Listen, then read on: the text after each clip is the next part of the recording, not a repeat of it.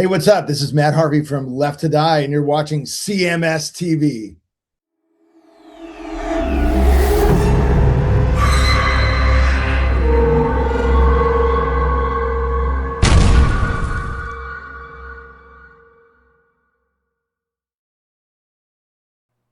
Show.com. Kicking off the show tonight, we heard Ozzy Osbourne from his No More Tears release with the title track.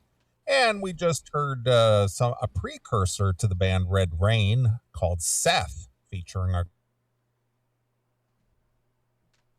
and a guy who has overcome a few demons of his own, my good friend and partner, Chris Aiken. What's going on, Chris? What is up, boss? How are we? Back again, ready to do this thing. Again, I feel energized, ready to go. Well, I got no sleep, but I should be okay tonight. It's kind of funny because it's funny you said that, because you sent me a text a little over an hour ago, and my inclination was to text you back and say, "What? No nap today?" Dude, I was right about to take a nap. Had a little dinner about 6:30, which is right about I'm such a student of habit, I guess. You know, I literally eat dinner like 6:20, 6:30. I go to sleep from like 6:45 to 8:45. I take a nice long 2-hour nap, get up, get the computer in the other room ready, and get my ass in here by 9 o'clock. That is the move every single week. Right. So it gets to be about 6:30. I'm finishing up. I had a little chicken soup for dinner tonight. Actually ate kind of healthy, which is good. You know, finish up the soup. Get ready to go to sleep. Bloop. Text. I look at my phone. It's Jim Florentine. And he was telling me about the Bon Jovi show. He went to the Bon Jovi show the other night. So he's telling me about that. And then we got into talking about this, that, and the other. And, you know, I was telling him if he wanted some good ha-has that aren't supposed to be ha-has to watch Takedown with Chris Hansen. Just because they read all the transcripts of these pedophiles hitting on these 12-year-olds or whatever. Sure. So I was sharing that with him, and he was sharing some TV back. We were just going back and forth. Next thing I know, it's like 8:15, 8:30 or something. I was like, well, I guess I'm not going to bed now. Yeah. Too little, too late. Just texting back and forth with your famous friends. That's my buddy. You name drop and fool you. I really am. I feel neglected, though, this week. He didn't call me out once on his podcast. I think I'm not his friend anymore. God damn it. Damn it. Yeah, I didn't hear anything about my buddy Chris sent this in. Yeah, no, nothing. Because I didn't send anything in this week. Well, that's why you didn't get a shout out. Well, whatever. You should shout me out anyway. I'm an important guy. Are you? No. I was thinking about this, and you can think about this, and I'm not looking for an answer. I'm just throwing this out. Being that Jim Florentine is a metalhead and is obviously a fan of this show. Yeah. Do you think he would be appropriate to ask to comment in the book? I know he would do it. Well, I know he would do it. I'm just asking your thoughts. Yeah, why not? He's been a fan for a while. It's not like discovered the show yesterday. That's my point. Yeah, I mean, he's been so 5, float 8 that years out there. So float that out there to him. See if he'd be interested in making some comment. Okay. You know, if he cares to comment or has any words about the show. Yeah, I'll ask him. And if he's interested, we'll hook him up. If not, no big deal. Yeah, I was going to bring him on tonight, but he was busy. So. Well, he's a working man. Yeah, well, he's home tonight. Actually, he's actually not working, but he's recovering from the Bon Jovi show, apparently. How much can you recover from a Bon Jovi show? Dude, I'm sure you walk out of there and you're recovered. That's my point. This is like, how raucous could a Bon Jovi show be? Well, the smell of the soccer moms has to be something. to take a day to recover? No, I'm kidding. I don't know why he's not out. He might just not have had a gig tonight. That's all. Sure. But yeah, he told me that this is going to surprise you more than anything. He said that he's 100% sure that John is actually singing and it's not being piped in. And he was like right up close on stage. And then he gave me some backstage stuff of how long the rehearsals have been and how John has been working through it and whatever to kind of validate it. So maybe he is singing. Who knows? Well, I mean, we kind of assumed he was singing, but it wasn't very good. He said that last night was really good. Now, that was the 5th night of the show. Maybe he's getting his legs under him. Getting his chops in place. Mm-hmm. Could be. All right. I mean, I don't know. I haven't seen any video. Great on him. Great on him if he's able to, overcome. Yeah. Well, I mean, dude, we got plenty to talk about when it comes to singers tonight. Jesus Christ. Crazy week in the world of this stuff, between John Bon Jovi being out there, the Jizzy stuff, the Corabi stuff. Vince Neil, is he singing or not singing? Right. This new Quiet Riot alleged kid. I have plenty of thoughts on that.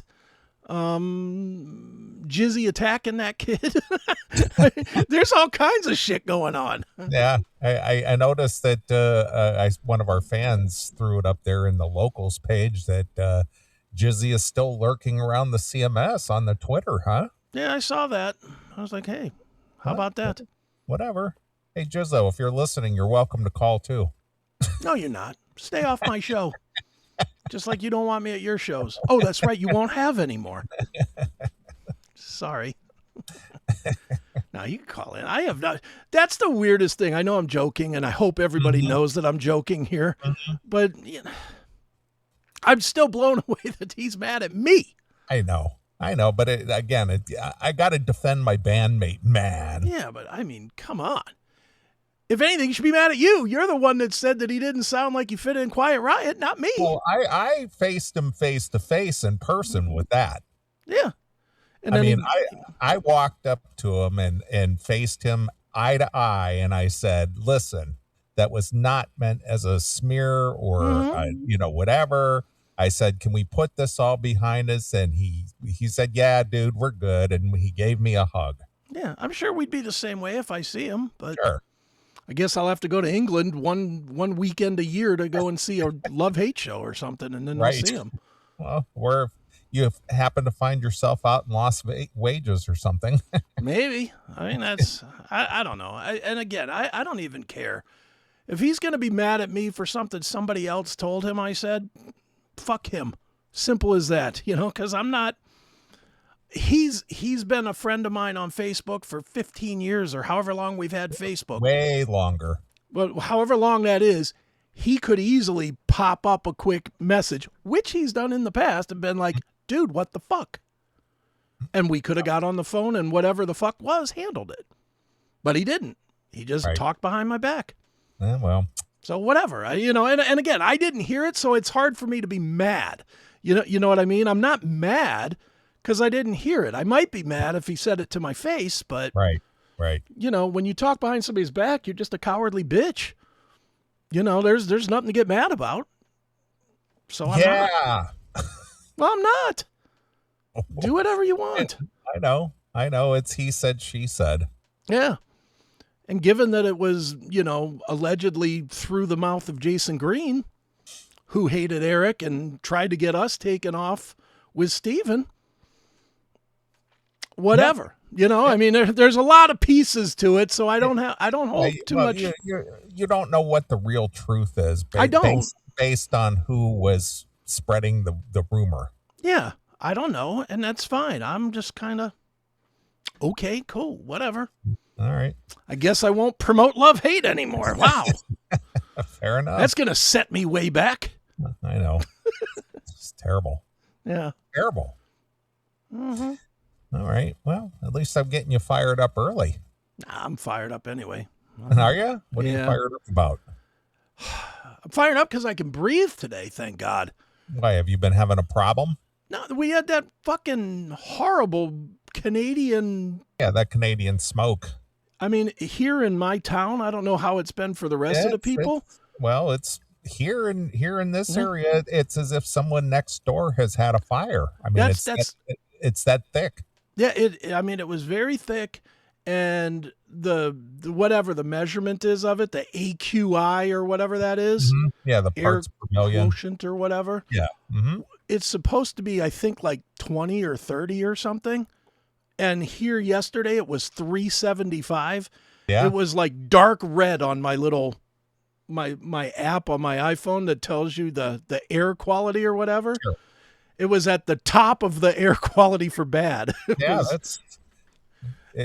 Thursday, I took a couple days off. I had Thursday and Friday off, and when I headed out Thursday morning, and I went out to see the big boy train again. Right. And when I was heading out, it didn't even occur to me why the whole neighborhood was smoky. I thought, man, is there like a fire here local? I didn't hear any fire trucks or anything. Sure. And then it occurred to me, it's like, holy shit, this is all coming down from Canada. And I mean, it was thick. Yeah. I couldn't see down to the end of the street. It was so heavy. Yeah, I know you don't see it, but the fans see it right now. The background to the CMS that they're seeing right now is Chicago with smoke just blowing by. But yeah, Jackal in the chat room said it was over 600 at one point yesterday, and I don't doubt it. It's not hard to believe. Dude, I was, and you know me, I've got the horrible lungs anyway, so sure. I spent a lot of time yesterday going and just trying to choke it down with water, and that does no goddamn good. Yeah. So it's like, give me my oxygen. Yeah, dude, I would have loved to have had an oxygen tank yesterday. I would have loved to have been an 80-year-old man instead of 60. Right. That would have been great. Just to have a nice, that would have been great. Have a nice whiff of pure oxygen. Oh, it would have been so good. I was struggling yesterday. I ain't gonna lie. I barely even worked. I worked a little, but not much because I just couldn't breathe. I laid in bed and just kind of, no, I'm not going to mask up, demon. What am I? Well, I mean, that's not going to help anything. No, it comes right through anyway. The mask protects you from me. Isn't that what they told us? That's allegedly. Yeah, I don't believe it. But the mask is just a piece of cloth that has little holes in it that you can see through. Right. You know, and I'm not going to wear one of those, N95 masks or whatever. I'm not doing that. That still wouldn't help the smoke. Look, if it's my day to die, it's my day to die. Right. It's that simple. I'm not going to wear all this stupid bullshit. Stupid bullshit. It is stupid bullshit. None of it does shit. I know. How'd it work for the 5 years that everybody was believing it? It didn't work at all. And it's still working today for some of the people I still see walking around with masks on. And I always want to go, so how long are you going to wear that? Dude, we have a guy, and I don't know if it's his son or another guy or guys fucking or whatever, I don't know, that walk up and down my street, and they're clearly Muslim or Indian or something like that, something brown-skinned. Looking out, they're moving in. I don't care, whatever. As long as they're working at the pharmacy and getting my fucking medication when I need it, I'm good. But anyway, they walk every day up and down my street. Right. And they're dressed in the traditional white. Yeah, the garb. The white bullshit. The robes. And the turban. And the mask. And they're still wearing the mask 5 fucking years later. And I'm like, why don't you just throw the burqa on? You got 90% of it handled. I mean, literally, other than seeing his eyes, what is the difference between that and a burqa? Yeah. It's ridiculous. It is ridiculous. But, I'm glad they're still wearing them because you can identify a liberal and you'll know to stay away from them. Yeah. I mean, God, they're easier to identify than somebody that eats too much. Yeah. Anymore, you just look at pink hair, gotcha. Yep. Stay away. Septum ring. Know what you're about. Yep. Wearing a mask in public. Yeah. We know who you are. Mask driving by yourself with the windows up. Gotcha. Yep. Dummies. Just dummies. I know. It's like, well, we can do without you. We can do without you. Eliminated. Exactly. Oh, too good. Well, as I just mentioned a minute ago, I took a couple days off just to kind of recharge the batteries. Sure. And one of the reasons why was the big boy train was coming back west after its East Coast run, and this time it was going to be stopping just 30 minutes from my house. Right. So I headed out to a little town called Knox, Indiana, Knox. Okay. And it was a really good experience. Getting in there, they had the park. They have a park that they allowed everybody to park their car in. I got there about 90 minutes early, so I was able to just pull right in, find a parking space right under a tree. Right. Hung out in the truck for a little bit, with the air conditioner running and just listening to some tunes. And about 5 minutes before the big boy come rolling in, I just got out of the truck and just walked up to the railroad crossing, and there were thousands of people there. Wow. But it wasn't a cramped situation, so you could stake your place right along the tracks. And I sent you some pictures. Yeah, well, you don't have to share them or anything if you don't want to, or if it's too difficult. But right up close and personal, I was maybe 10 feet away, and I was able to get some good photos. And I have a video that I'm going to upload to the locals. Okay. I got to download it to my computer because it's about 5 minutes long. But regardless of that, I'll upload that to the locals page. But it was a pretty cool experience. It stopped for about 40 minutes.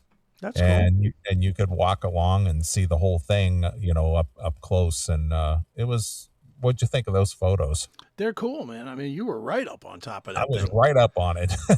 You weren't the conductor of the Trump train that day. You were the conductor of the whatever it is, the 4104 or whatever. Yeah, 4014. But I was glad I went, and it rolled back out of there, heading toward the Chicagoland area, and I was able just to walk to my truck, get in, and I was out of there in under 25 minutes. Wow, that's quick. So it was a nice experience. Wasn't stuck in traffic, easy parking, easy in, easy out. Right. Able to see the train up close. And it was good. So those of you who may have seen it, I know a few of our fans have commented on seeing it too, but pretty cool. So that was kind of the highlight of the summer so far for me. Nice. Well, I have no highlights for you this week. Nothing. Work, sleep, get high, repeat. Right. That's been it. That was my whole week this week. Sure. Well, I had a guy experience last night. Okay. Empathetic guy experience. So a good friend of mine was a bartender. He bartends at this restaurant bar just down the street from me, not even a half a mile. Right. And I usually go down there on a Friday to go have some dinner and shoot the shit with him because he's a gun guy and conservative, and he, we trade some of the memes and shit back and forth and things like that. Real good guy. So anyway, I went in to see him last night, and he's working the bar, and he says, "Oh, hey, here's a good friend of mine." Introduces me to a friend of his. Okay. And so he and his friend and I start chatting it up, and he's asking me, how do you know Russell, and where do you know him from, and vice versa, and getting to know each other a little bit. So while I'm sitting there talking to this guy, and we're just kind of getting to know each other a little bit, the reason he's at the bar having dinner and shooting the shit, he and the wife were having a spat. Of course. So he had to leave the house. And the house that he paid for, undoubtedly. Yeah, pretty much. Right. And he was just like, I know when I go home, I'm either going to get into it or I'm going to get the silent treatment. One or the other. Right. I'm just thinking. And so my friend Russell and I, we were kind of trying to console this guy, and I was just like, man, I felt bad. I said, when I leave here, I'm going to go home, going to be able to take all my clothes off, get my king size waterbed, turn on my 80-inch flat screen, and I'm going to watch some movies. There you go. In peace and quiet. That's what I'm going to do. That's what my life is about. That's funny. And so he was a good dude. I bought him a a couple of drinks and, was shooting the shit with him and stuff. Sure. And, he just looked like he was looking to have some, some guy time, some guy friend stuff. And we were just kind of sitting there shooting the shit about, just life in general and occupations and things like that. Right. You talked the gun right out of his mouth. Yeah, he's a gun guy too. So what I'm saying. He probably had it in his mouth ready to go. We were sharing gun photos back and forth too. I was showing him some of my guns and he was showing me some of his, and right. Talking about going to the range and all these other things, So it was good meeting him. That's cool. But I felt bad because we closed the place down. We left there at 11 and right. Well, I guess I better go home and face the music. He went from being happy to head down, talk up. His voice was up the whole time. He's like, "Yeah, man, I love the Bears. The Bears are great." Oh, I guess it's time to go home. Yep. I got to go back to the fucking wife now. Yep. Head down, slumped, dragging his keys across the ground, just dreading going home. Yeah, I know. And during the evening while we were sitting there, his phone was ringing and he picked up the phone and he looks at it and he goes, "Oh, hang on a minute. This is my son." And he goes, "Yeah, yeah. Well, listen, I'm just visiting my friend Russell here and, I'll be home in a little bit and blah, blah, blah." And he gets up, he goes, "See, she had him call me to find out where I was and when I was coming home." Of course. These women think they're so fucking smart. Like we don't know these tricks too. Dummies. Call your dad and find out where he's at. No, they don't. Let me give you some practical experience from having that. They do not do that. Oh. Because then that leads the kids to pick a side. Oh, I see. What they do is they say, they'll say something to the effect of, "Your dad should have been home 45 minutes ago. I hope he's okay." And there's always the "I hope he's okay." Right. And then one of the kids inevitably, because they give a shit, sure, one of the kids will be like, "Do you want me to call him?" "Well, if you want to, go ahead." Okay. That's how that works. Oh, and then it's what? Then is the question, well, what did he say? Oh, yeah, of course. Okay, just ask. The question is, what did he say? Where was he at? How did he sound? Did he sound drunk? Did he sound like he was happy and enjoying himself? Because if he was enjoying,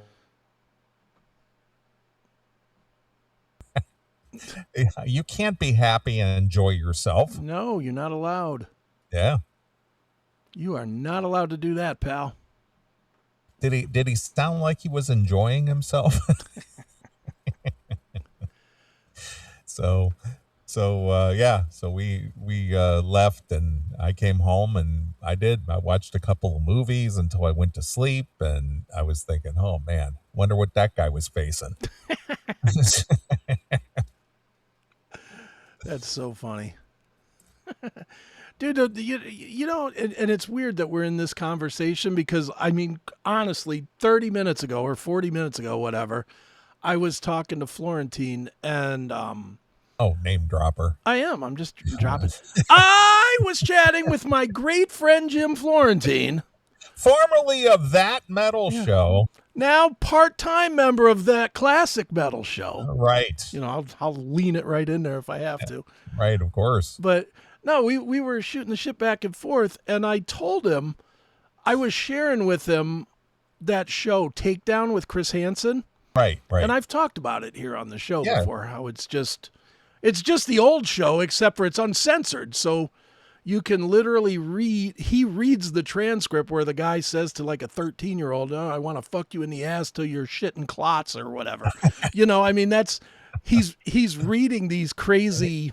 yeah, he's reading the text verbatim. Yeah. And then I started looking at my own shit. I was like, oh man, that sounds awful creepy. And then he just hits me back and goes, "I love this kind of shit, man. It's fucking great."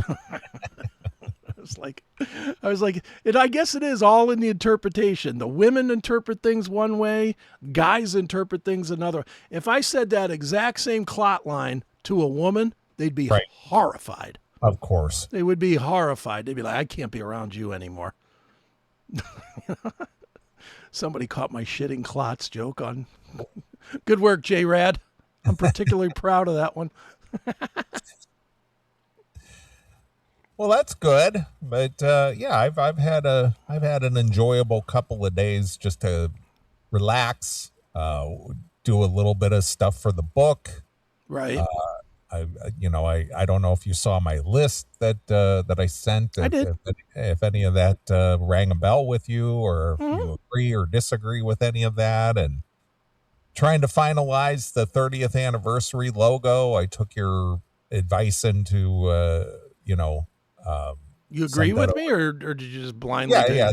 It's too much red. I agree. Yeah, it was just like I looked at the two and I was like, what does that one say? Because it was like red on red on red. Yeah.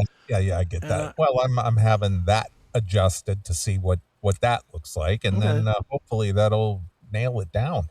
Yeah, it looks good though. It's gonna look kick ass on a shirt. I think so too. So are you gonna do like the shirt kinds with the pocket? Because that would look badass on a pocket. Yeah, or in the pocket area. Yeah. Yeah, I get you. I mean, we'll figure it out. I'm just trying to get the final pieces of this puzzle nailed down. Get the interviews finished. Get the list finished. Get the logo finished. Get everything, nailed down. There's been a lot of feet dragging going on. So. Yeah, no kidding. So sounds like it's gonna be a long book, though. Well, it's okay. Whatever it is, I want it all in there. There's only going to be one opportunity to have this book, and I want it done right. Yeah. When he showed that word count, I was like, man, he's got that many words without the interviews. Right. I was like, boy, this sucker's going to be 80,000 words. Yeah, I don't know about that, but it's going to be at least 60. That's where I was going to kind of place it. Yeah, about 60. That's pretty cool. This one is 65,000. Okay. So it'll be that thick, probably. All right. Well, I mean, it is 30 years of history. Yeah. So I'm going to make sure this gets done right. I'm not gonna chintz out on this. I'm not gonna cheapen it up. I'm not gonna try to, cut corners. I'm gonna make it what it is. Mm-hmm. It's gonna be the best it can be, regardless of what it takes to get that done. I'm anxious to read it. Yeah, well, it's gonna be fun. I don't know about you, and and I know we're talking about shit that the fans have no idea about. Kind of gets them geared up to get ready to have it too, because to be open and honest, neither Chris nor I have seen this thing yet. No, and neither one of us has done an interview. Like, we've done several interviews with our writer. Yes. Like, how many? 3 or 4 or something? I don't know how many it's been. 4. But we've never done one together. True. So I don't know what you've said. I only know what I've said. Right. And I know we've talked about the same stuff. So I'm interested to see how the dynamic is gonna layer in there. Work together, yeah. So I'm excited to read it. Just plain out just to read it. Right. So I'm just trying to get the last loose ends wrapped up here so we can get this moving forward. And right. I started looking through photos and things, and photos that I want to include in the book. Sure. And the photos that make sense, that are relatable to the things that we discussed in the book. Sure. So that's the other piece of the puzzle. Fortunately, I have all the photos all in one big box. Of course you do. Yeah. So they're not going to be hard to find. Yeah. It's not going to be scrolling through the Facebook page or whatever, endlessly finding pictures. No, not at all. So fortunately, that won't be too difficult, but I got to go through the photos I want to include that makes sense with the book. Yeah. Jackal says he wants to listen to it. Audiobook?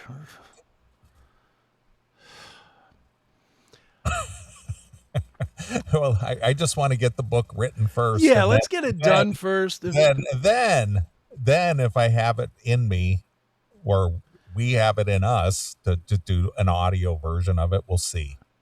Will you guys be upset if we pay somebody just to read it? or get AI? Yeah, anything other than us doing the actual reading of it, because I've done the audiobook thing for a couple of my books and it sucks. It takes so fucking long. Like each chapter takes an hour. Minimum an hour. 20 minutes to voice it, 40 minutes to edit it. And that's just going through and listening back to it and, I stumbled here, or start this sentence over, or whatever. I'm just like, I see that in the chat room and I'm just like, oh my God. If we do an audiobook, it's going to be $3,000. Because I'll do it. Look, I mean, it might be fun if like you took half the chapters and I took half the chapters, and if we did maybe do some kind of co-read or something like that. Where my words are, I read my own words and you read your own words. Yeah, or something. I mean, there's ways to do it, but then we got to figure out who reads the stuff that's just kind of commentary-y. Correct. Which who are we going to get to do that? Yeah, I know. I got it. I mean, it is an undertaking. You would not believe it is an undertaking. Mm-hmm. Yeah, so well, I would believe. I've done this. I've walked this walk. I'm not talking about you. I'm talking about the fans. Mm-hmm. I've walked this walk. It's a real pain in the dick. Why do you think it's been almost 10 years since I wrote a book? Has it been that long? I think 8. Really? Wow. I think 17 or 18, I think, is when and Other Things came out. That's the last one I did, I think. Wow. I didn't realize it'd been that long. Either that or was Turbo the last thing I did. But even that was before the pandemic. Right. So, it's at least 6 years. I think it's been like 8 years since I've done enough. And I've got one. That's the worst part. I'm such a lazy fuck sometimes. I literally have this AC/DC book 90% done. Okay. And I just can't put myself into doing the last 10%. You got to get that last push over the cliff. Well, what it is, and I'll tell people what the book is. I don't care. If people want it, they get it. What I did, I tried something different, and I used some AI. Tell everybody in advance, I used AI to compile a bunch of reviews of every single AC/DC album.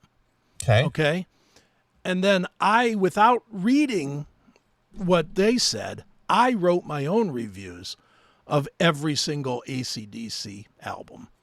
And then I want to kind of put it together and then kind of give people is AI smarter than Chris is kind of the right kind of the compare gist. Compare and contrast. Yeah, that's kind of what I want to do. That's the direction I wanted to do with this. And the problem is I can't get myself to write anything about the last 2 or 3 records because I just don't have anything to say. I don't have nothing to say about Power Up. And I don't have anything to say about the Let's Play Ball or whatever that album was called. I don't even know what it's called. So it's like, how am I going to write 2,500 words on this shit? And the only way I can do it is if I sit down for a week and just listen to these 2 records over and over and over again so that I can get some ideas together. Okay. But then that feels forced. You know what I mean? That feels forced. Yeah, and you want to feel inspired. Yeah, and I don't want to. Unlike some out there, I'm really not willing to just take the fans' money and deliver them shit. I'm a little weird about even doing it with some AI. That all by itself feels weird to me to charge money for that. Mm-hmm. But if it makes the whole thing into a cool product, then okay, I'm fine, I guess. But the fact that I can't, it's the same reason I stopped. Remember, I started doing a Dokken book on Shadow Life. The Shadow Life book, yeah. And I didn't have nothing. I couldn't get far. I wrote about Puppet on a String. I wrote about like 4 or 5 of the songs. I think we read the intro on the show at one point. Mm-hmm. And then I just was like, I don't know these songs. And I don't want to know these songs. And I don't want to write. I don't want to write on 6 different songs. This song blows. I hate it. I didn't even know it. I don't have anything there. Dude, I have so many books that are half started or 5 and 6 chapters in. I started a Little Victories 2. This will tell you how long ago this was. This was all the way back when I was dating Amy. Okay. When I started feeling good about myself again, I started Little Victories 2. And I started writing about, getting new pussy and fucking, how fun that was. And, having her here. And you remember it was kind of nutty and, it ended super badly, which is perfect for the way I write. The fact that ended horribly. But then I just, I petered out on it. I just got to a place that I just didn't want to write about it anymore. So, so I stopped on that. I started writing a 9 Inch Nails book. That one may come out because I did write a significant amount on that on 9 Inch Nails album, The Fragile, which came out after the Downward Spiral. It was a double album, and a lot of people hate it, which makes me love it, I guess. So I did write you like the Underdog albums. Well, I try to write about the Underdog. I mean, if you think about the ones that I've done, I mean, the Black album is the exception, but they weren't the most popular of the albums. And even the Black album, that's a 50-50 split with fans. So, the old heads hate it, the younger kids love it. Mm-hmm. But I wrote about that. I wrote about Turbo, which a lot of people hate. I wrote about Motley 94, which splits the audience in half. I wrote about 9 Inch Nails, The Fragile. I started a book, and another one that I couldn't get too far with, Megadeth Risk. Yeah. And that one I should be able to write because I literally have stories. That's the infamous Dave Mustaine hanging up on me. That was during the Risk tour because that was the same time as Napster. Right. Me getting into big argument with Mustaine on WMMS, which led me to getting the gig at the metal show, was over Risk. So I have stories for that one. But digging through some of those shittier songs deeper in that record is like, once you get past Prince of Darkness, it's pretty bleak. It's a pretty tough listen, to say the least. So I have ideas. I just don't, I don't have time and I don't have the energy to put into it like I used to. And that's a big part of it too, is I think, and I don't know if you feel this way anymore or not, but I know I do. I don't care about the music that much anymore. I just don't. I've lost my fandom of all of these bands. You know what I mean? I'm just not a fan like I used to be. Right. And that kind of wrecks it, Hey, I agree. I mean, obviously, I don't go out to as many shows as I used to. I kind of pick and choose the shows I go to. Yeah. Obviously, I went to see John Bush doing the Anthrax music. Sure. Going to see, and I love Armored Saint. I'll go see them anytime, only because John Bush is just he's monster. Such a great, he is just a fantastic performer. Yeah, it's just unbelievable. And Armored Saint is one of my favorite bands. And, I got tickets for the Wasp KK's pre-show in October. I got tickets for that. And that's the next show I have is in October. I don't know of anything else that's coming up that I want to go see. Yeah. I mean, I'm going to see Landau in October, I think. Okay. At some club I've never been to in Akron, the Kill Box. All right. Is that taking the place of Hilarities? Not Hilarities, Funny Stop. Funny Stop. No, because he's coming to Hilarities next month. Okay. And he asked me about it. I'm like, nah, I'm not coming to Cleveland. Fuck that. I'm not, especially down there. I do not want to be. It's not so much even going to, it's more coming out of the place. There's nowhere to put your fucking car. Right. that's safe. You know, you put your car in a parking garage, you're likely to get murdered in the parking garage. Somebody will jump you in the parking garage. Yeah. And I can't take my gun in with me. You know, they won't let me bring the weapon in. Right. So what the fuck? So I stay home. That's what I do. Right. You know, I can't even fathom going down. And God forbid I go down there and there's a Browns game or a baseball game or something. Then I'm paying $85 to park. Yeah. Fuck that.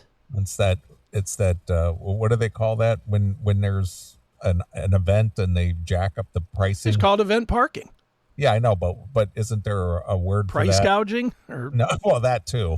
What do they call that? Dynamic pricing. Oh, dynamic pricing, yeah. Yeah, that they use some fancy word to because of the situation with the sporting events and things going on, we're due to the increased interest. Yeah, we're gonna implement dynamic pricing for parking. You know, was there so much dynamic pricing needed for 43 people that'll go to Hilarity's Comedy Club, or however many people what does that place hold? You think 100? Maybe. You know, I mean, it's like, come on, stop trying to jack me out of $100 to park to go see something that's going to have 50 people in it. Yeah, that cost me $30 to go see if I was paying for the ticket. Exactly. The event is $30, but it costs $100 to park. Yeah. That's like he's doing another one in December here at Playhouse Square. And I may go to that only because my mom kind of wants to go. She loves comedy. Yeah. And she's like I think she's like a member of I don't know what that means, but I think she gets like so many events or something a year that she can go to, and she gets like priority seating and shit. I don't think she gets them free, but because she's a member of the Playhouse organization or some shit that she gets like priority seating or something. Not that I would have to, I'm sure Dave would have me in the first row, which I don't necessarily want. Oh, I must be in the first row. I never want the first row at comedy shows. I think I told this story on the show, but when Seth and I went to see Jim Florentine the last time he came through, and I got there after Seth, and Seth put us right next to this fucking stage, and I was like, Jesus Christ, fat guy that looks homeless, right next to the stage. Florentine knows that I'll take a fucking hammering. I'm doomed.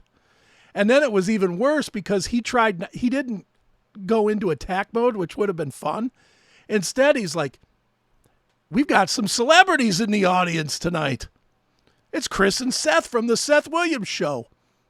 And everybody went, who? I would have been happy with who. It was pin drop silence. I was like, thanks. And then like one guy after the show comes up and goes, hail and kill, man. Hail and kill. I was like, hey, what's up? Yeah.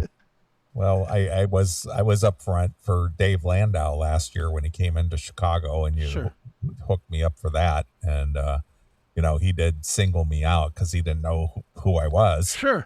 And he goes, glad to see Vince Neil could make it out here tonight. Yeah, I don't even get near the stage when Dave. That's been the one lucky thing at the Funny Stop, especially. The Funny Stop, they all kind of knew me from being there a lot, because I saw Dave there, I saw Jameson there, I saw Kumia there.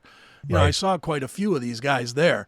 So the staff kind of knew me, and every time I would go see Landau, sitting in the middle back, I wanted nothing to do with the front. I don't want to be the punchline to any of his stuff. And he's a big crowd work guy. So Lord knows I don't want to be right up front where he could start throwing haymakers at me.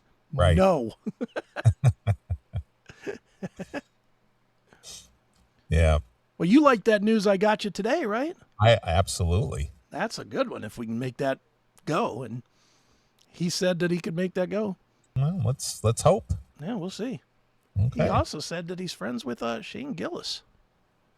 Did you hear about Shane Gillis? No, what happened? He fucking sold 75,000 tickets to a show. One show. He's playing like the stadium in Philadelphia. Yeah, I think he played at the Allstate Arena over here, and it was sold out. It was like 20,000 seats. 70,000? Yeah, but isn't that interesting that, this goes back to the days of Andrew Dice Clay selling out at the Garden, This is way bigger than, dude, the Garden's a lot smaller than 70,000. What I'm trying to get to, what I'm trying to make a point of is that when you just think about an arena, a 20,000 seat arena, for one comedian to sell out an arena for telling jokes, who was that other guy that was real big there for a while? I haven't seen him around in a while. He was selling out arenas everywhere he went. What's his name? White guy, black guy. Cat White Williams? guy, kind of clean. He kind of works clean. That goofy redheaded guy? Yes, that guy. What is his name? Dane Cook. Oh, he's not redheaded, is he? Oh, he's got darker, reddish, brownish hair, whatever. But Dane Cook, he was selling. He was selling arenas and stuff. Now, where did he go? That's what I'm saying. He hasn't been around forever. But my point is, just to think of a comedian selling out an arena, let alone a stadium. That's just kind of crazy that, people show up as a whole arena, just like AC/DC was in town or something. Yeah. And you got one guy standing center stage in an arena telling jokes. Yeah. I mean, I was thinking about this today when I saw this 75,000 sold for Shane Gillis. And I was thinking, I was like, how good could this possibly be if you were in like section 520? If you were way up high. Yeah, all you're hearing is echoing jokes. Yeah, and people talking and all that I mean, that's one thing. I've seen a few shows at bigger I've never seen the biggest show I think I've ever seen comedy-wise was like 10,000 seats at the CSU Convo. Right. And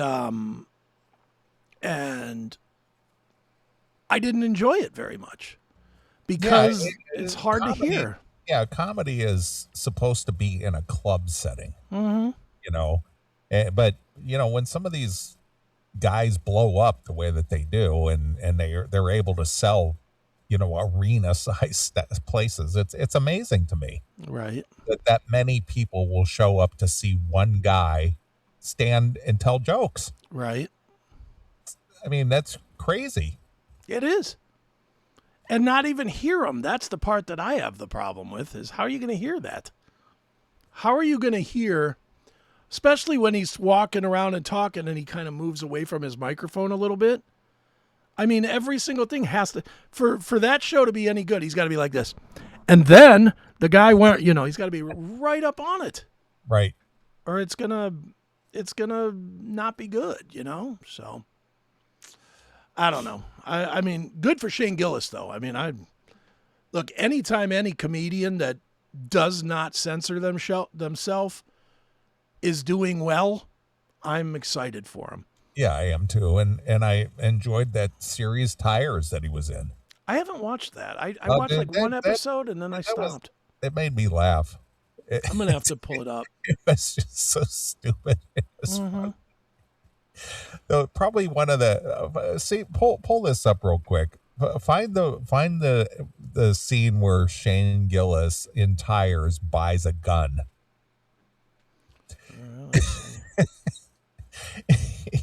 They got a bonus check and everybody was talking. What are you going to do with your money? What are you going to do with your money? He goes, I'm going to buy a gun. And he went and bought a handgun, and he was clearly not trained to have a handgun. All right. And I mean, I was laughing my ass off because he was just being so careless with it. All right, let's see what we got here. This it? Well, I don't know if this is the whole clip or not, but this, I bought a gun. Jesus, man. I got it with my bonus money. Is it loaded? I didn't buy any bullets yet. Or did I? See that? That's trigger discipline. You don't even know about that because you're a liberal. I'm gonna take the shot. I'm gonna take the shot. See that? You're an idiot with a gun. That's John Wick shit. Do you have a permit for it? Does this scare you? Yeah, you having that? That scares me. Take your clothes off. I'm not taking my clothes off. Shane. What up? I bought a gun. Yeah, this is called trigger discipline. You wouldn't know anything about that because you're a liberal. You're a liberal. All right, I'm adding tires to my shows. What is that on? Tires. What is it on, though? I think it's on Netflix. Netflix? All right. But yeah, that just made me laugh because through the whole episode, he's got his gun and he's just like flagging everybody with it and all kinds of stuff. It's like, holy shit, dude. I like that. That sounds fun. Yeah. So, good stuff. Good stuff. I like it. All right. Well, good on Shane Gillis. Yeah. Goddamn. 70,000 tickets in one city. Good on him. And not New York City. Isn't he from New York? I'm not sure where he's from, to be honest with you. What's crazy is he was on Compound Media at one point. Yeah? It was him and that guy from Canada that got, like, arrested for telling a joke or some shit in Canada. Yeah. Whatever that guy's name. I don't remember his name, but... Right. But they had a show together. And then Landau replaced Shane, I think. I think Landau replaced Shane on that show when Shane went to Saturday Night Live.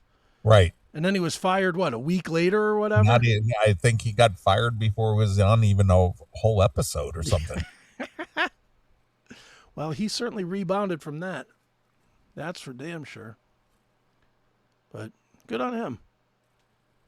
Oh, very good. All right. Well, I say that we take our first break. All right. Before we get rolling into the meat of the show. Okay.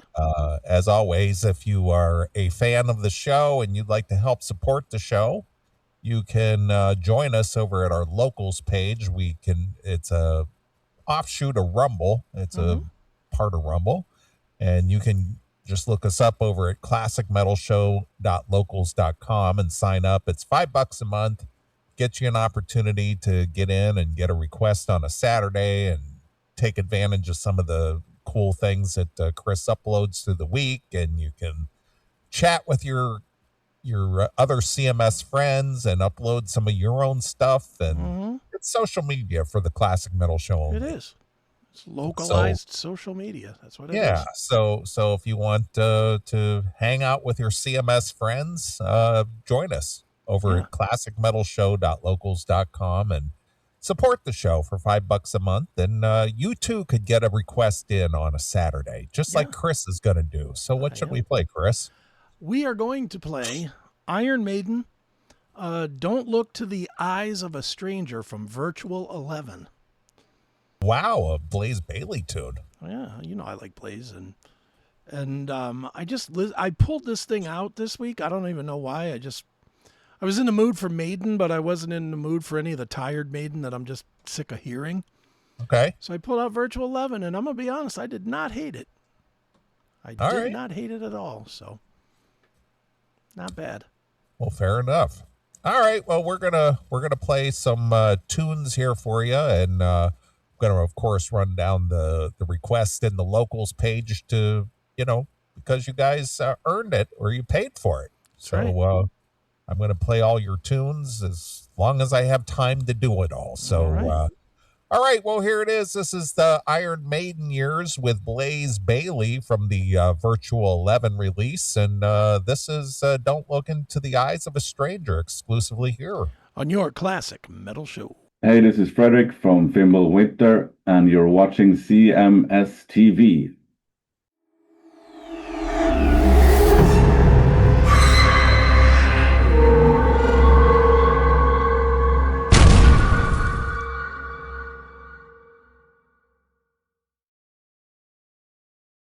It's down right here on your Classic Metal Show with just Steeple. That one going up by request to Demolich. Just before that, strange request in there, Hinder with Use Me for King Trump. Scary Symmetry in there with the Spiral Time Shift for Chuck for North Carolina. Or Scar Symmetry. What is it? Scar symmetry. What did I say? Scary. Oh, scary, because I'm looking at the SY and the scar at the same time. Yeah, scar symmetry, the spiral time shift. And Armored Saint in there with their new one with Hit a Moonshot for Scarfoot. And of course, we kick things off there with Iron Maiden featuring Blaze Bayley with Don't Look to the Eyes of a Stranger for Chris. There we go. So there we are. Good stuff, you guys. Always keeping the good requests coming. Most of it, anyway. I wasn't a fan of the Hinder thing, but all right, whatever. I was digging the scary symmetry. But anyway, we are into the second segment of the Classic Metal Show. So I see you already have something posted up there on the board. I got tons of stuff tonight. So all right, well, take it away. I'm going to tell you now, this is going to be a heavy music show with a lot of. There's just a lot happened this week. Okay. In our little classic metal world. So I'll start with the big one, and I guess it's the one I know it's the one we talked about earlier in the show. Yeah. Mm-hmm. Let's talk about Jizzy Pearl leaving Quiet Riot. All right. So out of the blue, I checked in with the people that I know that know people, and nobody saw this coming. Okay. Nobody saw it, and if people don't know what I'm talking about, Jizzy Pearl, lead singer of Quiet Riot, decided he's done with Quiet Riot. He's gonna finish out. He's gonna be a pro. He's gonna finish out whatever's on the schedule, but then he's out. That's what he's doing. And he said, I'll put the screenshot up. He said, "Hey everyone, I have decided to leave Quiet Riot. I will continue to fulfill all scheduled dates within my contractual obligations. As the old cliche says, I am moving on to new creative pursuits and projects. This happens when they're supposed to happen. I wish the guys nothing but the best, blah, blah, blah. Blah, blah." My question to you before we go any further, what do you think happened? Think he got bored, or do you think he got screwed? I think if he got screwed, he would have just quit. So I just think he's just done with it. You think? Yeah. I don't know what a Quiet Riot gig pays, and I don't know how often they play. They play pretty often. Again, I don't know. I don't know. I don't keep up with what is known as Quiet Riot these days. They're in that circle with like Piercy and Vixen and LA Guns. LA Guns, that just like every Thursday, Friday, Saturday, it seems like they're out. Okay. They do play a lot. My first thought when I saw this was maybe Jizzy had asked for some time off, and then they booked shows in that time. Like maybe he was planning to go back to England or something. I don't know. And I hate when these guys do this bullshit like this and don't say, and I get why. It's professional courtesy. You don't want to air your dirty laundry. But he shouldn't air any of it then. He should just put out a press release with the band that says, you know what? Jizzy Pearl and Quiet Riot have decided to part ways. Thank you for your contributions. We look forward to your next projects. Yeah, blah, blah, blah. But this isn't a parting ways thing, because if it was, this would be like immediate.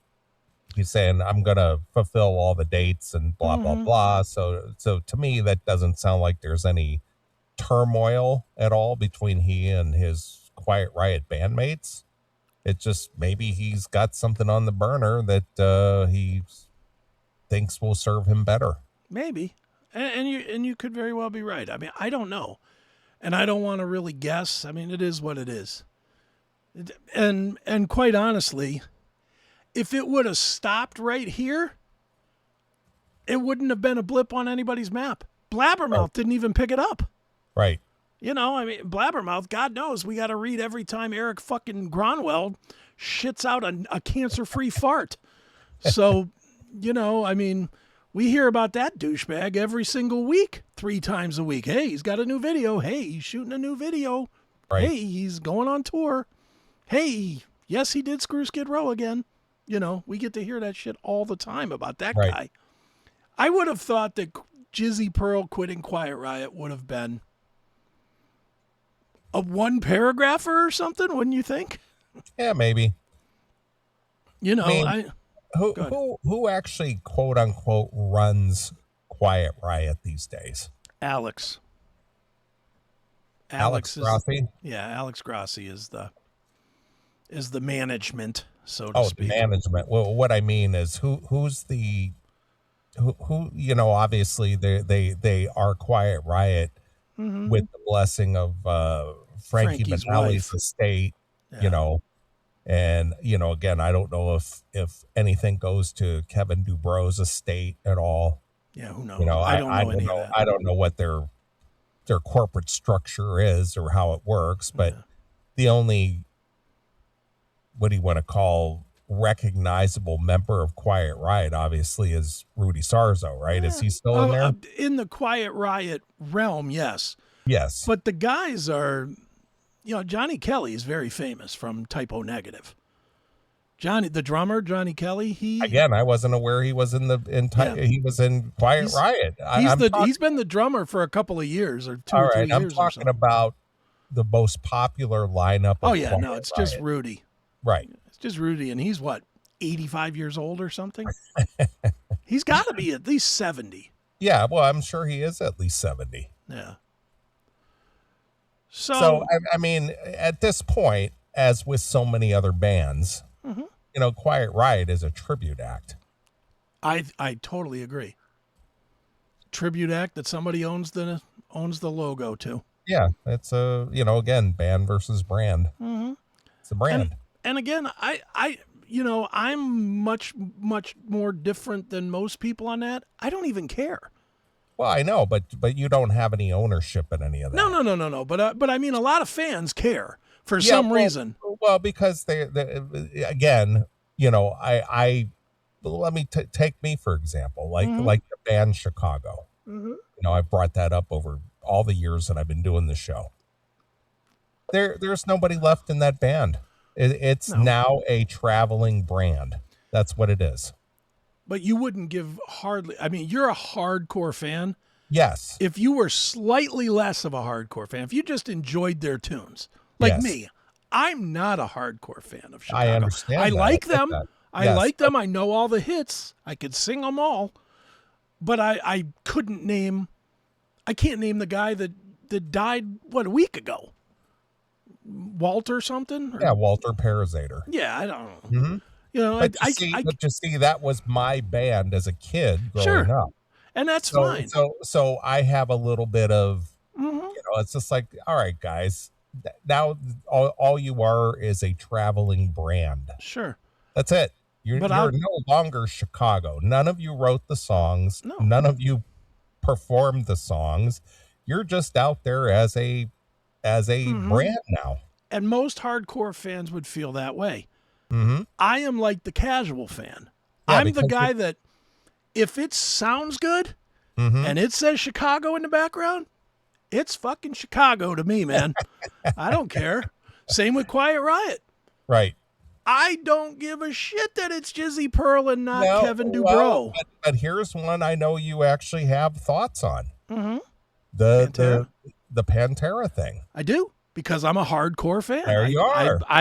That's what I was saying. The hardcores care. Yes. The casual fan, which is probably at the Quiet Riot level in 2026, that's who's going to this. It's not the hardcore guys that saw Kevin and Randy Rhoads back in 1981. Or the guys or the people who enjoyed the MTV most popular lineup era. I doubt that those people, and just from seeing so many of these types of bands, most of the people don't even know the names of the players. They don't. They go to the casino. Why are they at the casino to see Quiet Riot? Because they like Come On, Feel the Noise, and they like Metal Health. Yeah, because they know the tunes. Yeah, that they know a couple of tunes. They got their first blowjob listening to it or something, so they're like, "Yeah, let's go see that shit." Quiet Riot, come into the casino. Well, it's like 38 Special, Yeah. I mean, who would, dude? Even if 38 Special was all original members, and I have no idea how many members they have. There's one. Oh, is there one? Just Barnes? Yeah. Is Don Barnes the guy? That's it, Don Barnes. Yeah. All right. And I only know that it's Don Barnes because I interviewed the guy. Right. I wouldn't know. I never knew his name until I interviewed him. True story. I knew there was like a brother. Wasn't there a brother from the Van Zants or something that used to be in it or something? Donnie, Johnny, and Ronnie. Yeah, and one of them was 38 Special guy, right? Donnie. Yeah, I don't know. I never knew because they weren't an MTV face. Right. They had MTV hits, but even their hits were kind of like the If I'd Been the One videos, kind of like the horse running around a lot of shit. And who knows who the guys are in the band. Hold On Loosely. And... Yeah, I mean, I love all those songs, don't get me wrong. I wore the shit out of that, the greatest hits of 38 Special. Mm-hmm. But then I bought, I can't remember what it's called, the one with the horse on the cover. Mm-hmm. I bought that tape. And I can't name one song other than If I'd Been the One. I know the hits. They were not a good band outside of the hits. They're like Styx. Yeah. Styx, another one. I love the songs that I know. But my God, I remember when I bought Paradise Theater from Styx. Right. And I loved Too Much Time on My Hands. I thought that was a killer song. And then I was like, well, what is the rest of this shit? Same with Kilroy Was Here. When I bought Kilroy Was Here, it's because my girlfriend at the time loved that song, Don't Let It End. Okay. And I remember I bought that stupid tape for Don't Let It End so I'd have it in the car so I could try and make out with her. That's true. Sure. That is the truth. Sure. But then when you listen to the rest of it, even the ones that were popular were shit. Don't Let It End's not a great song, but Mr. Roboto, that's terrible. You know, and I mean, there was a lot of crap on a lot of these bands. And Quiet Riot, Lord knows, is there a band that's been able to stretch a couple of hits more than them? Not really. I mean, what did they have? 2, right? Yeah, for the most part. Mental Health and Come On Feel the Noise. That's it. I mean, are we going to count, what is that? Clap Your Feet and Stomp Your Hands or whatever that song is called? Stomp your hands, clap your feet. Right. You know, and then they also had Winner Takes All. That was a pretty big song for them. Slick so I Black had 3. Cadillac. Yeah, I don't think most people would know Slick Black Cadillac. Do you? Well, let's just say that they have lived on the strength of one album. Yeah, one album and one song off of a future album. You know, and I mean, good for them. I'm certainly not shitting on them for it. Good for them.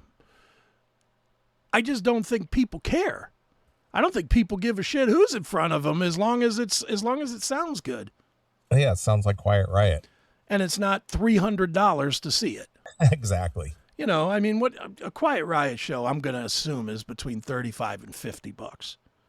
I could be dead wrong on that. It could be 100. I don't know, but I'm thinking 35 to 50. Yeah, I don't know that they play solo shows. Do they? Do they play solo shows? I think it's usually like them and Piercy or it's like a package. It's usually a package. You know, two of the name brand bands of the same era that they play together. Yeah, and that's probably about 50 bones. Don't you think? Yeah, for 2 bands. Yeah. Yeah, I mean they're not. There's nothing unreasonable about it, and certainly in today's pricing, $50 to see anybody sing, to see me singing these fucking songs would be worth $20. You know, I mean, just because it's those songs. So, in any event, I don't know where I'm even going with this. Let me bring it back around. Well, you wanted to know my thoughts about what happened with Jizzy and whether this was amicable or whether this was, you know, just Jizzy, just like, you know what, I am done with this. I've heard from some people that he's pissed off about something. Again, I don't know. All right. I do not know, and it's not like I can reach out to him like the old days and just ask, so I'm not. You know, but whatever the case is, it doesn't matter. The man is out of Quiet Riot, or he's leaving Quiet Riot. Fair enough. So he leaves Quiet Riot, immediately, maybe 4 hours after this message goes online, Quiet Riot posts up a post saying, auditioning new singers. Check it out, right? They just like immediately have this great, and I'm sure it was just, hey, ChatGPT, we need a singer. Go. Right. You know, right. I'm sure that's what they did. So, but that kind of makes me think that they might have been blindsided a little bit too. No, they may have. You know, because then they whipped out a quick statement that was the standard statement. You know, we wish Jizzy the best in his future endeavors. We thank him for his time in the band and his contribution, you know, blah, blah, that kind of shit. So anyway, let's move forward because this is where it gets kind of interesting to me. So they put this out there and immediately, apparently Skid Row has started an ugly trend here, which is that everybody and their brother is just going to try out for shit on YouTube now. That's the new way. Yeah. You know, everybody's just going to put their spin on it. So this one kid puts his spin on it. This kid's name is John Tora. He's like 23 years old. And well, I'll play some of it and then we'll talk about it. So let me switch to that. Share this tab. All right, so this is this kid's audition, and I'm not going to play all of it. It's like 5 minutes, but okay. I'll play you a good piece of it so that you can get a feel. He's very good at this. Well, I mean, obviously he's a fan of that era based on the shit on his wall there. Yeah. And he's good at it. I mean, he does. I watched some of his other videos as well because I didn't want to judge before I actually had a feel. Mm-hmm. And he's very good at this. He does a lot of Cinderella stuff that sounds really good. He's one of these chameleon types that can do these 80s rocker voices. Okay. He's 23 years old. So let's check out a little bit of John Tora. Ready? Okay, go ahead.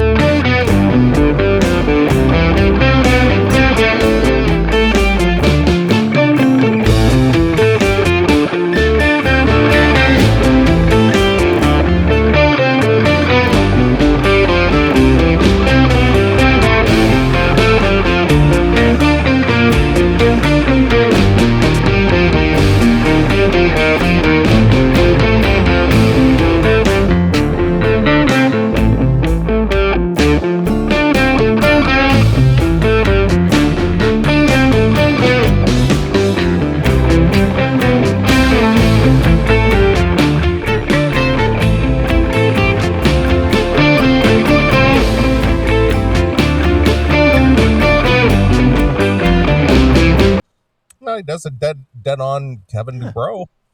He's fine as far as vocals. Is this Frankie's son? See, I hate this because I got to be honest on this.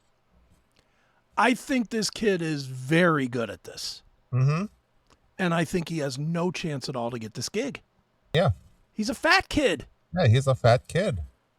And in this, I don't even care that he's a fat kid. It shouldn't matter, but let's be real. It does matter. It does matter. Presentation. And you're not going to have two fat guys in the same band. Because Alex has got some pounds too, doesn't he? Yeah, well, I haven't seen him in years, but yeah, he's a little heavy. So are you going to have your lead guitar player and your singer both be fucking fatties? I don't think you can. No. And further to it, I don't think you can in this kind of business. They're not Quiet Riot 2026 on is their whole purpose is just to get up and sing the old songs. If you were looking for a guy to sound like Kevin and work on some new material, maybe this kid has a shot. But just to fly around every Thursday, Friday, and Saturday and play gigs, I can't see this kid being the guy. Can you? No. Well, we are in the very big minority, dude. Everybody and their brother from the 80s is giving this kid love. Okay. Literally. I mean, he's obviously sounds just he like sounds very good. Again, Yeah. I'm not even slamming him. I do think he needs to clean up his presentation a whole bunch. And it's funny because I had a conversation with somebody, I won't name him, but about this today. And I was like, you know, because a lot of the conversation has been, you know, give this kid the chance and let him live his dream and blah, blah, blah, blah, blah. And I'm like, in my head, I'm like, if this is his dream, he wouldn't be fat. Because you got to know that the presentation is part of the gig. It is. Unless you're going to replace Lizzo in her band, you cannot be fat. And I'm not, and again, I'm the last one to talk. I'm the fattest fuck in the room. Yeah, but I'm not trying to sing for a band. Right, but we're talking about being the front man of a band. And you got to have a certain charisma about being a front man. Yeah, I mean, unless of course you're Meatloaf. Yeah, but Meatloaf didn't front Quiet Riot. I understand. A very skinny guy fronted Quiet Riot. And subsequent singers of Quiet Riot were all very skinny guys. Mm-hmm. Scott Vokoun, Jizzy. These are skinny guys. Yeah. You're not going to, and again, I feel terrible shitting on this kid. Yeah, but what you're talking about is rock star swagger. Yeah. And he does not have that. He just doesn't have that. He's great at what he's doing. I watched some of his personal band, and he sounds great when he's doing it. He plays guitar, and, you know, I mean, I think he's good. I think if he really wants to do this professionally, he's going to have to lose 40 pounds. That's like a requirement. Unfortunately, that is a requirement. Yeah. Well, because he's like the male counterpart to Mariah. Yeah. Kind of, yeah. He's talented, can sing, can play guitar, you know. But you gotta keep that. Yeah. You know, if you're going to be the front person, you got to definitely have a very lean, mean look about you. He's got to come on, feel the burn. I mean, Jesus. And again, I'm not trying to hammer this kid. I want this kid to succeed as much as everybody else does. You're not really making commentary about him. No. You're making commentary about the business. The whole scene, the business. Right. Quiet Riot as a band will be worth less money if they bring a fat kid in front of it. They just will be. Yeah, because they'll just look like a tribute band. Yes. It's just a fact of life that it will be worth less money. And these guys, the only reason they're doing this, since none of them are even original guys, the only reason they're doing this is money. Sure. So you got to do what makes the most money with this.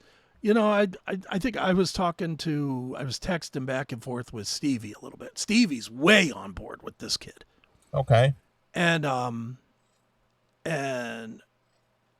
it was discussed about this kid and being heavy and blah, blah, blah. And I had said to him, I said, you know what? They got to go with a retread guy there. Quiet Riot's only way through the days of Arnel Pineda being found in the Philippines is over. That day is done. This kid is not the new Arnel Pineda. He's just not. And the difference is Arnel was thin because he couldn't afford to eat in the Philippines.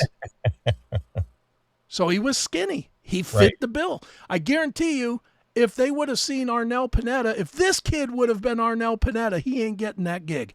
Right. No chance. None. So we talked about it, and it was discussed that it's probably just going to be some sort of name guy. You know, what's the dude that played bass in Dokken for a minute, but's also a singer? Not Doogie White, but Doogie White would be one. Bowles. Yeah, Mark Bowles. Mark Bowles could be one of these guys. Potentially. Paul Shortino maybe comes out of raiding the Rock Vault back into Quiet Riot or something. That would sell some tickets. I mean, that's what I think is they got to go with somebody that's sort of recognizable. It doesn't have to be famous guy, but it has to be somewhat recognizable guy. What do you think? Yeah, again, aside from Rudy Sarzo, and you pointed out their drummer too, but I wasn't even aware he was in there. If you're looking for name brand people in Quiet Riot to make a promoter spend the money, it's like, am I spending the money and bringing in quote unquote Quiet Riot, or am I paying for a tribute band here? Yeah, and if I'm paying for a tribute band, guess what? You're getting $1,500 instead of $8,000 or whatever they make. I don't know what they make, but I don't know if that's even a good number. You think that's accurate? $8,000? I'm thinking 8 to 10. 8 to 10,000. Yeah, they're not going to pay 8 to 10,000 with heavy Freddie Mercury here. They're just not going to do it. I agree. And again, it's like, who's this guy? Yeah. You go, if he were to be the front man of Quiet Riot, people would go, who the heck is this guy? Yeah. I mean, he would have more success starting a Quiet Riot tribute band. He would. You're 100% right. But he's never gonna have that look. And I don't care, and I'm going to show you the list of people that have come up sucking this kid's dick, which is amazing how many people have launched onto this kid. Well, are they praising him because he sounds like Kevin Dubrow? That's it. And they're praising him. The whole industry buzz right now is, here's a kid from out of nowhere. Let's give him a chance. And my thought is, you know what? This is not the band. Yeah, this isn't Ripper Owens joining Judas Priest. Yes. But Ripper wasn't fat. No, I agree. Again, I hate to keep banging on that as a fat guy because I shouldn't. According to everybody else, because I'm fat, I'm not allowed to recognize fat. But it's show business. It's show business. Look at this picture. I'm going to show you. Share this tab.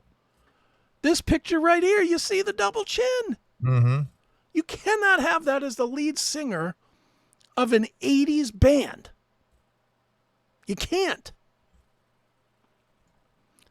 And, somebody had said to me today when I was talking to them, they're like, well, maybe Quiet Riot brings him in, but then they put him in like a weight thing or something. And in my head, I was like, they can't afford that, or they're not going to pay that. They're not going to do that. How long do they wait? And who says it's going to work? He got fat in the first fucking place. And I'm being serious. This is fat guy talk here. I say all the time I'm going to fucking eat vegetables and lose 50 pounds. And guess what? 2 days later, I'm eating a fucking piece of pizza and sucking down 3 popsicles. Right. That's what fat guys do. It's just the truth of it. And if he's serious, if this guy who clearly has talent is truly serious, he starts losing weight on his own. So the next time one of these gigs pops up, he can apply for it. That kid's voice is good enough to do the Skid Row gig. Don't you think? Sure. But why is he not going to get that gig? Same reason. Because he's a fat kid. Yeah, he's got to be a dynamic, dazzling frontman. Yeah. So look at this list of people celebrating this kid. I mean, it is long. Yeah.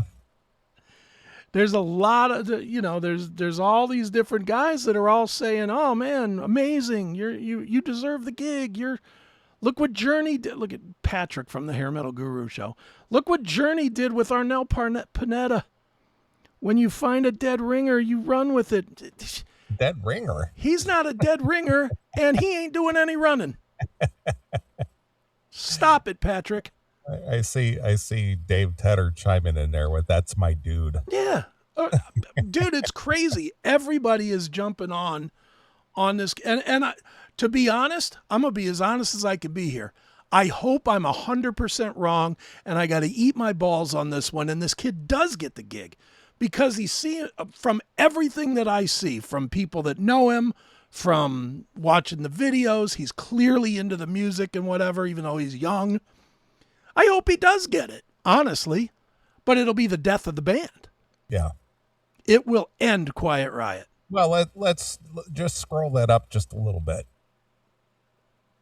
More? Scroll the now look at the ads that Stevie is running on Metal Sludge, advertising the Sludge shirts. You don't see a fat guy wearing the Sludge shirts. Absolutely Scroll not. down just a little bit. No. Right there. Yeah. See? You don't see some fat guy wearing a Sludge shirt. No. You don't see a fat guy in Tough. Even in advertising, you're not seeing, I understand that's like a mannequin, but you don't see a fat mannequin wearing a shirt. No. And I hate it that this is the way that we are in today's world. But it is. But that's show business. Show business is you're supposed to not only sound better than the fans, but you're supposed to look bigger, better. He looks bigger, but not better. Right. He's a metalhead kid that worships that style of music for his age, and that's it. Yeah, and if he wants to do it professionally, he's got to get in shape. Yeah, you know who he reminds me of? Remember that Twisted Sister video where that kid, what is it, that long form Twisted Sister video where that kid is like, it's that teacher. He goes, "Don't worry, man, we'll take care of it." Remember that? Yeah, that's what, the I Wanna Rock video, right? Yeah, that's the one. Mm-hmm. But that's that kid right there. Yeah. He's a fat metalhead kid. Yeah. He's Flounder in Animal House. And I say that with all the respect in the world. I want this kid. I watched the video a couple of times. Like I said, I did go out and look up his band. His band's called, I think, Fire and Ice. What do they do? Are they just like a cover band? They play Cinderella. They play. All right, so they're an 80s tribute band. Yeah. Okay. And he's very good sounding. But he does not have the look to be on the national level. He doesn't. And everybody and their brother can say otherwise. And all these guys, Ricky Rocket and Lita Ford's guitar player and Brett Carlisle from Great White. Guess why Brett Carlisle got his gig? A, he sounded like him. B, he's skinny as a rail. Yep, he's a skinny front man. Yeah. That's part of the gig. James Durbin kicked in on this thing. What do you know about James Durbin? He sure as fuck ain't fat. He's got a great voice and he's not fat. All these people that chimed in on this thing are not fat. They're just ignoring the obvious. But I guarantee you the people that are spending money to see these shows are not going to ignore the elephant in the room, so to speak. They're just not going to do it. Right. I mean, our friend Sheldon Tarsha, he's not a fat guy. No. Name a dude, even the guys that we used to know that were fat guys in music, they either died or got thin. The Fat Boys died. John Popper lost 200 pounds. Yeah, he did. Why? Because Blues Traveler hit a wall. How hot was Blues Traveler and they couldn't get to the next level? Right. Remember how hot they were in the midnight when they had Runaround and what was that, the Mountains Never End or whatever that song was called? Remember? I mean, they were huge for a minute. Yeah, they even got guest spots on Howard Stern when he was hot. Yeah, and they did like a guest spot on like Roseanne at the top of the Roseanne. And they were also in the movie Kingpin. Yeah. So why did that band not? I'm a firm believer because they were super talented. I saw them a couple times. They were great live. But they had the fat guy out front. And people will see that once and then It's just like me going into a fucking room of models trying to get laid. It just isn't going to happen. They'll be pleasant to me. Right. The model will be like, oh, you're so sweet. And, oh, what do I look for in a man? Well, I look for a good attitude and funny. You know, I would hear that. That's what I would hear. That's what this kid's going to hear. But when it comes down to it, there ain't going to be anybody fucking him. There's not going to be anybody going to these shows because he's fat. I'm sorry that that's the truth, but that's the truth. Yeah. You know, going back to what Anthony from the hair metal guru says, he goes, you know, I think I sound, you know, he sounds like Kevin Dubrow. Yep, he sure does. He does. And that's where it ends. That's it. I mean, he looks like he ate Kevin Dubrow's tombstone. I'm sorry. I'm sorry to point out the obvious that everybody else is afraid to say. But that is the truth here. And I hope, and like I said, I'm going to keep saying it because I really, really mean it. I hope that I'm proven wrong on this. But I don't think I will be. I promise you, if I was guessing, it'll be a name that we know. It's not going to be somebody huge, obviously. It's not going to be Glenn Hughes. Right. But it's not going to be John Torra either.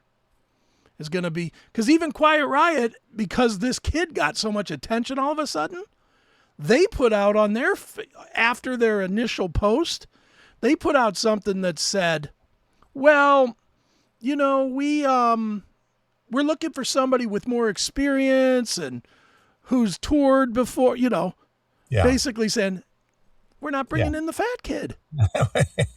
He's not it. He's sounds not great. The guy. He sounds great. He's just not it. Yeah. And again, good for him. He sounds great. I hope I'm wrong. I hope he gets the gig. All that said, but I'm going to move on here because I know I'm talking in circles too. So it doesn't end here though, Neely. Okay. So everybody starts kissing this kid's ass online about how great he is and this and that. Now he sounds like Kevin and, you know, everybody starts this, right? So then there's one comment that gets posted out there. Some rando. It wasn't like a famous person either. It was just some random comment that says, it's AI. As everybody says about everything now. They say that it's AI. All right. Well, if it was AI, I'd think they'd make it look better. Okay. Well, they're saying that the voice is AI. Oh, the voice is AI. The voice is AI. And so he's lip syncing to AI? Yeah. Or they're replacing his actual vocal with AI. Yeah, okay. With Kevin, with like a print, a voice print of Kevin's voice. Right. So who jumps in agreeing and saying, you can tell that it's voice synthesization or whatever? Okay. Jizzy jumps in on this. Okay. And it's like, dude, you're the guy that just quit the band. Don't offer a comment on this. Why would he comment on that? He, of all people, should shut up. He's the one guy that should have no comment on this. Don't you think? Yeah, that isn't the place to comment. Yeah. And it's a bad look for him. Yeah, and plus he's still in the band currently. Yeah. What if they were going to bring this kid in and then he shit on it?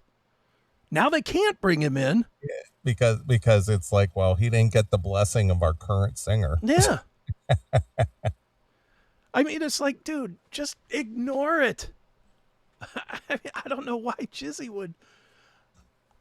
I mean, I don't get it.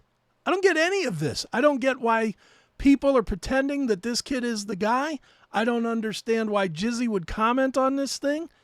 I don't understand why they just didn't put it out in a joint statement. I don't understand much of this. It's the oddest story of the week, bar none, to me. I mean, is there anything here that feels normal to you? No. It's so but weird. this is the world of the internet, though. I know. Everybody just lives on the internet. Yeah. I mean, not one of these people who made a comment over here has a stake in any of this. No, none of them. Yeah, I mean, I just for all reasons mentioned, I just don't. I don't think he's the guy.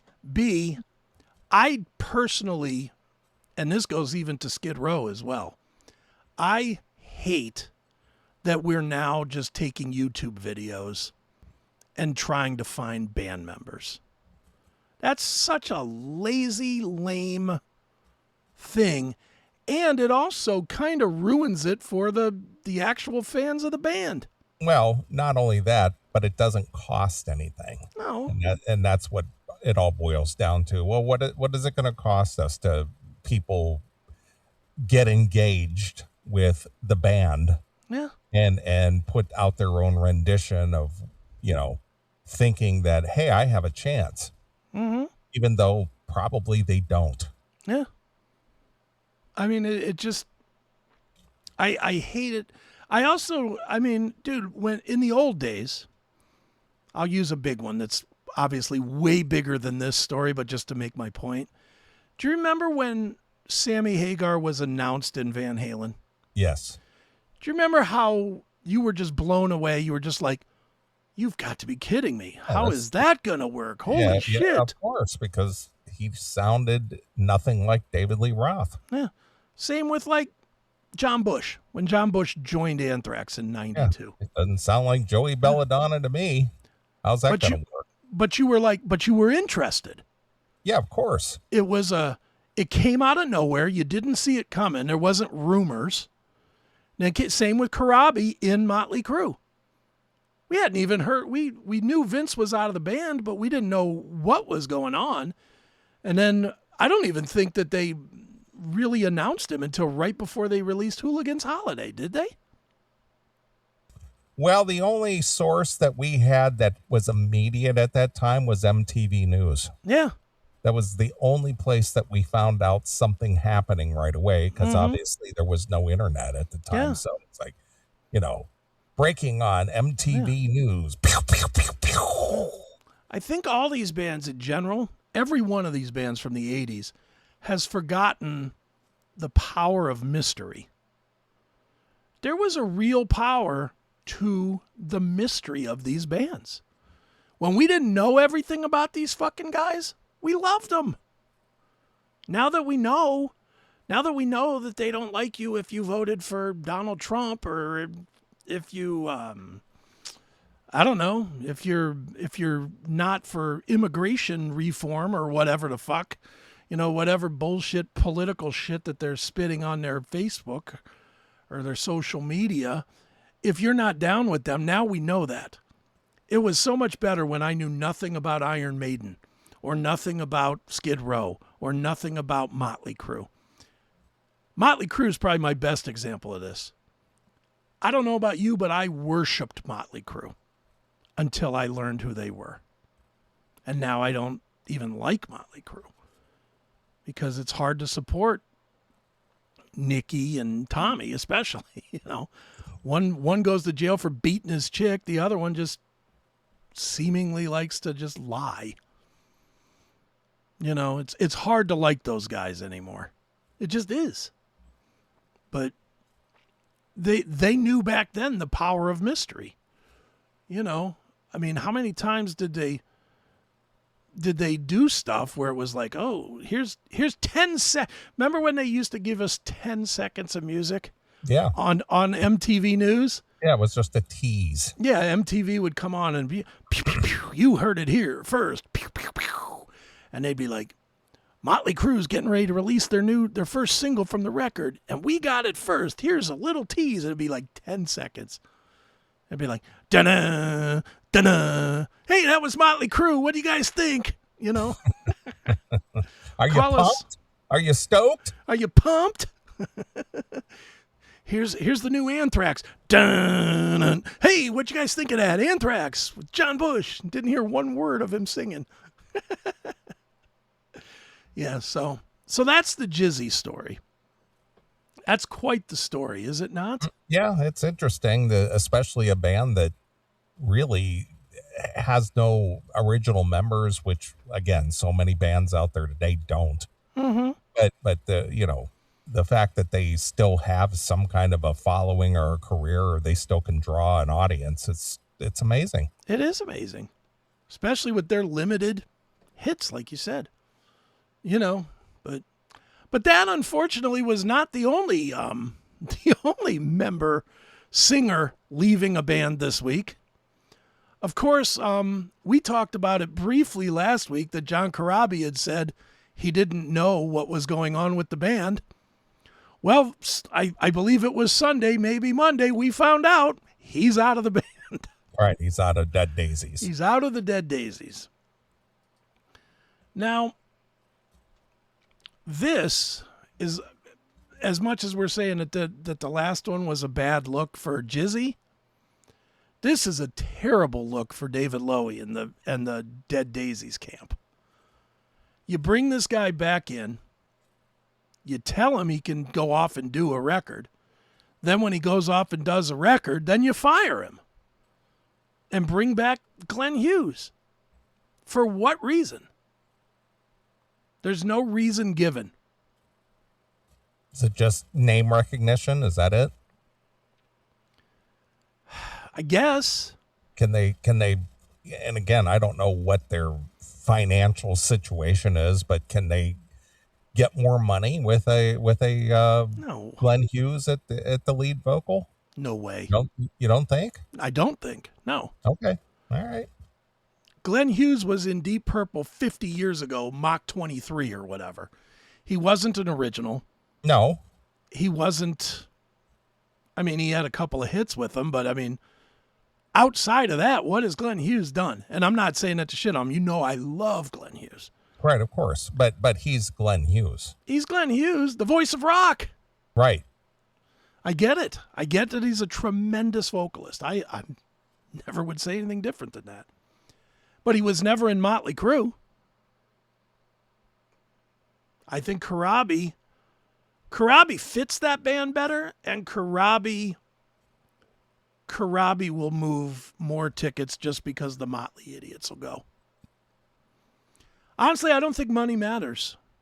I don't think this Lowy dude gives a shit. Well, that's my point. That's why I said I don't know what their financial situation is as to whether they care about the money. And again, I Dead Daisies, I don't know that much about them aside from who's in the band, some of their core members. Well, you're like everybody. Nobody knows anything about the Dead Daisies. Yeah, but it's just, it's a project. Mm-hmm. It's not really a band. It's a project. Yeah. So, of course, he gets fired, and he goes to social media, because everybody has to go to social media. Yeah, of course. It's always the court of public opinion. Yeah. So just setting the record straight, I'm not joining Quiet Riot, which that's pretty funny, actually. Yeah, that is funny. I'm not returning to the crew. It was not a mutual decision to leave the band I was recently in, but I can also state that it's a new opportunity, a new chapter, and excuse the pun, a new day. Okay. Translation, in my head, since nobody's going to tell us, I'm going to guess. David Lowy got mad that he got shown up by Corabi over the weekend. I don't think they meant to fire John Corabi, but I think Lowy, being a very high up rich guy, did not like his band being thrown under the bus even a little bit with, I don't know what's going on. Nobody's told me a fucking thing. And I think he got pissed off about it and said, good, I'll tell you what's going on, motherfucker. You're out. That's my assumption. Yeah, there's your answer. Yeah, your answer is beat it, fuckwad. I'll bring in somebody else. I got more money than God. I can bring in whoever. Jizzy Pearl's available. Maybe. Could be. Who knows? I'll be honest, Jizzy Pearl fits the Dead Daisies a whole lot better than Glenn Hughes. Well, these two have run in the same circles, the rat circles, Yeah. same groups. Yeah.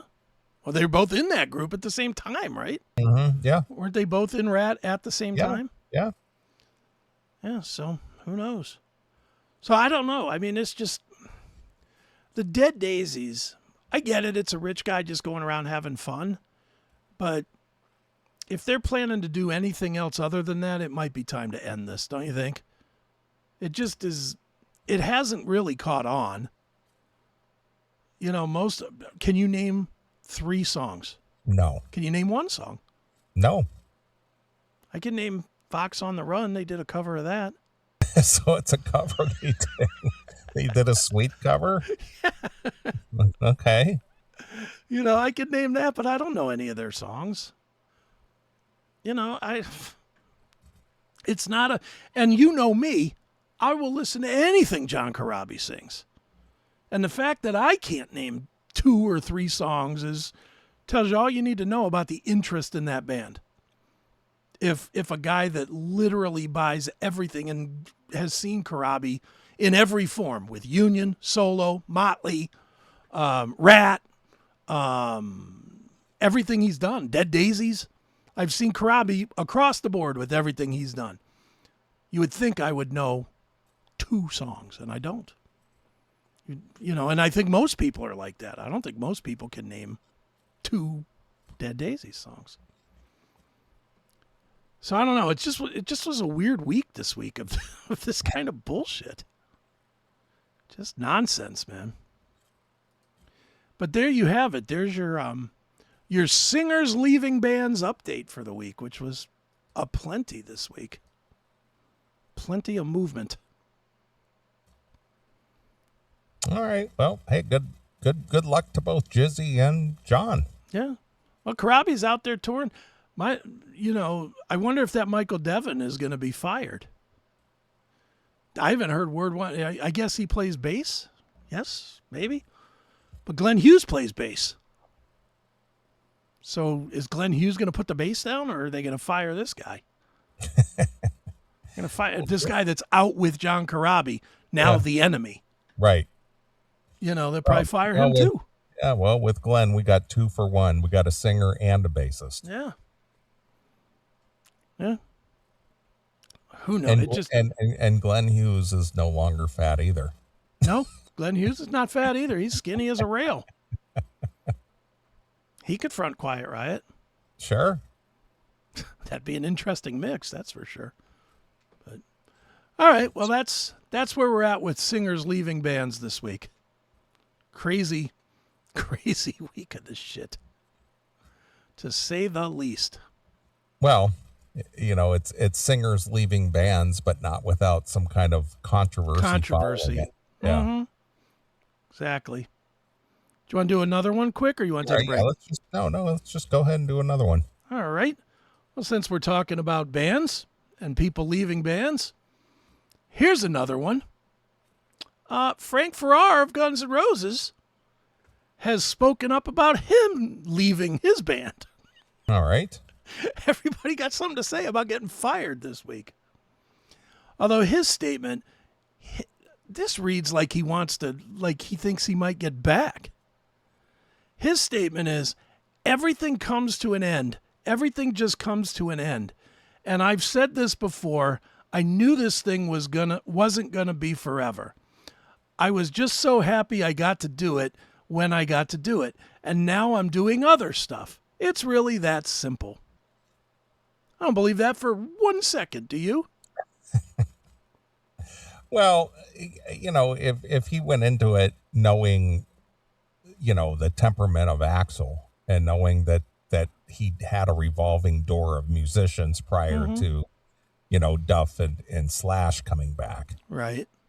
Because, you know, I mean, look at the guys that went through there. You had Brain and Buckethead and Bumblefoot and, you know. Zach Wilde for a minute. Yes, Zach Wilde. So for him to go into this thinking I'm going to be the long-term guy, that'd be foolish. It would be. But still, it's like everybody's replaceable, and Axl just may get a bug up his butt about something, you know, and say, yeah, I'm going to get somebody else. But do you really think that Axl just said, well, you know what? We just want to make a change. We're going to shift directions now. You never know. After Axl 19 years. Well, it seems like Axl does things on a whim. Who knows? Well, he used to, but it's been a while since he's fired. It's been a while, and again, you don't know what the contractual thing is with these players because everybody's under contract. They're just for hire guns. So maybe he asked for more money, and Axl said, "Beat it, pal." It's like, well, listen, I've been in the band 19 years, and you know, I haven't had a raise since I started. Since 19 years ago. You know, so this time around to re-up with you, you think I could get maybe a 3% raise? Yeah. Fuck you, you're out of here. You're out of here, pal. You know how many people want this gig? Yeah, that's true. That could very well be it, but you know, it's just funny that even after being fired, can't say anything bad. Nope. Gotta keep. You're not going back to Guns N' Roses, bro. You could say, you know what, Axl fired me for this reason, whatever the reason is, or maybe not. Maybe he's got an NDA. You think that could be it? You think Axl's one of those guys? I guarantee you that's the case. So that's why. So then why make any statement about it? Why not just say next question? I don't know. So this Isaac Carpenter, what do we know about this guy? I don't know shit about him. Yeah. He's a white guy. He? Yeah. Is he fat? No, he's not fat. He's definitely not fat. So for whatever reason, he's not in anymore. So maybe some contractual obligation came up and he was at the end of his contract, and maybe they found somebody who, I don't know, maybe he's a friend of Axl's, or maybe he'll play cheaper, or maybe, you know, whatever. You just never know with these guys. Yeah. And I guess we're in the age now where we want to know. You know, we want to know everything. Especially because, you know, the biggest drummer firing was obviously Steven Adler. And we've learned everything about his removal from the band. And we learned pretty much everything about Matt Sorum leaving the band too, didn't we? Didn't we learn that he was not well liked in the band or something? So when I never heard that. I just know that, you know, when that iteration of the band started slowly coming apart, I think there was a lot of uncertainty with Guns N' Roses, and so Matt Sorum went back to the cult. Yeah. Okay, I don't remember. I'm honestly. I don't think there was any bad blood there, but I just know that one by one, Duff left, Slash left, Sorum left. Yeah. You know, well, if there was bad blood, it had to be between Axl and Sorum, because the rest of those guys with Sorum formed Velvet Revolver. Yeah, Gilby Clarke left. Yeah. You know, they just one by one just peeled off and went their own way. Mm-hmm. So Sorum went back to the cult, and they formed that Velvet Revolver. Yeah. And it's like, well, Guns N' Roses is not doing anything. Yeah. Meanwhile, Guns N' Roses, that whole run was just sitting there recording the never-ending Chinese Democracy. Yeah, with a whole bunch of different people. Yeah. Mess. Why do we like this music again? There's a bunch of fucking idiots in these bands. That's true. God damn it. Dysfunctional people. It really is. That's why it's always funny when these guys all want to give their political advice. It's like, you guys are the most fucked up people on the planet. Yeah. Every last one of you. All right. Well, I think that's enough. That's enough. All right. That's your band firing segment for the show tonight. So when did this Frank get the boot? This week? No. About a year ago. Oh, about a year ago. Okay. Yeah, I think that Isaac guy did last summer's shows. All right. I think. I don't know, dude. Once Axl started sounding like Mickey Mouse, I stopped even looking at videos. Of course. It's like, well, what am I going to see here? Yeah, it's like, do you know where you are? Huh? You're in the jungle, baby. It's like, oof. What happened, man? Yikes. Hey, he does. He sounds like Mickey Mouse. I know. It's terrible. I know. I get it. All right. Well, we're going to jump back into the tunage here. I got a request for some, believe it or not, Jackal wants to hear Deep Purple. You got to be kidding me. I am not kidding you. This is way out of the realm of the usual. That's crazy talk. Yep. So I'm going to play a tune here from the House of the Blue Light for Jackal, and he wants to hear the lead off track with Bad Attitude. So all right. Here's Deep Purple exclusively here on your classic metal show. Hey, this is Parker Howard from Wings of Steel, and you're watching CMS TV.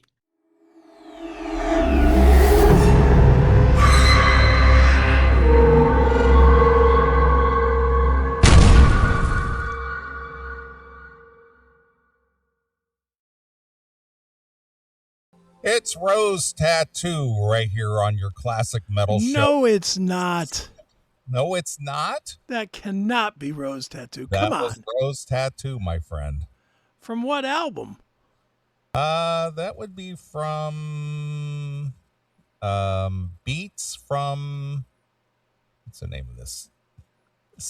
Beats from a Single Drum. That sucked. What was it? That sounded like a Russell Hitchcock solo record. That was from 1986. Glad he got pissed off eventually. That sucked. That really wasn't good. Well, what can I tell you? That one was requested by George from Sydney. Just before that, we heard Great White with Rock Me for Sal. Coney Hatch in there with Monkey Bars for James. Hurricane with Rain of Love for Skippy. Bang Tango in there with Sweet Little Razor for the Electric Fence. Fuego. Appearing outside a Taylor Swift event near you. That's funny. Yep. So. Too good. Yeah, that was bad. I'm listening to it. Like, and it's funny because I switched from the other room to this room right as you were playing the ID. So I heard the song, I heard the ID. Hey, it's Angry Anderson, and you like classic metal, we like, or whatever he says. Right. And I turned it off in there, and I came in here, and I plugged the headphones back in and turned it on. I was like, what the fuck happened? Honest to God, my first thought was you lost your internet. And the radio station picked up. But I was like, I know I didn't upload that song. I was like, I know I didn't put that up there. What is this? And then you're saying it's Rose Tattoo. I'm thinking Rose Tattoo. Dude, give me some Nice Boys or something real quick, would you? Anything else other than that record. Once in a Lifetime from Blood Brothers or something. All right. Just give me a little taste so we can compare the two. Sure. Let's see here. Rose Tattoo.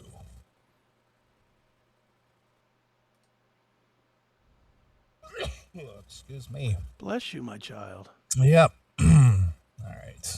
Let's see here. Rose Tattoo.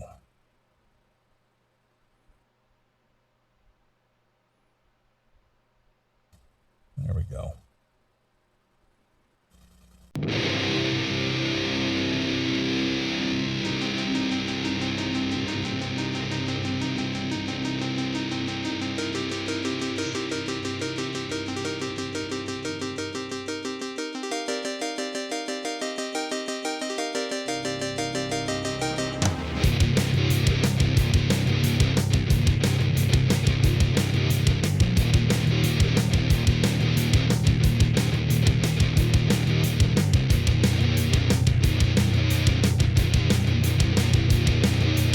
That's Rose Tattoo.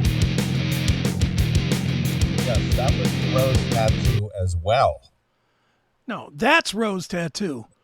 Well, what you played before was something else. Well, I'm going to tell you what. Rock and Roll Outlaw, We Can't Be Beaten, Nice Boys, Bad Boy for Love, and that song Suddenly that I just played that you have great disdain for. Yeah. All of them are in the 8 million plays each. No shit. No shit. Wow. Australians are some real fruits.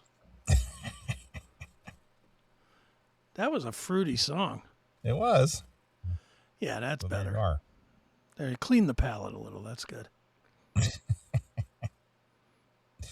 Well, as much as you hate to hear it, that Suddenly song is Roach Tattoo. Yeah. All right. Moving away from that as fast as I fucking can.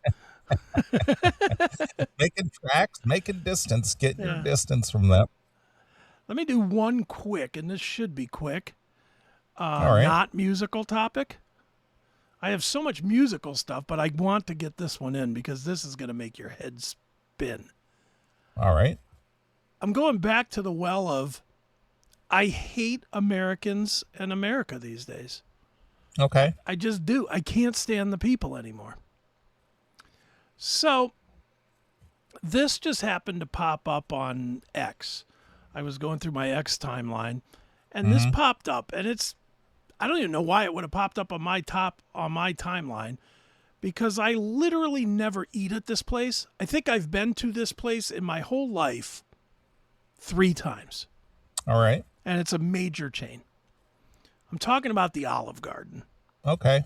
I'm just not, I'm not a fan of what they offer. I mean, it's just spaghetti. spaghetti. It's just corporate Italian food. Yeah. But it's mostly like spaghetti, right? Yeah. Well, I mean, their big draw is the free breadsticks. All you can eat free breadsticks. There's a certain demographic who likes to go to the Olive Garden and you're playing load up into my on hands, my friend. load up on everything you can get your hands on for free. Boy, are you playing?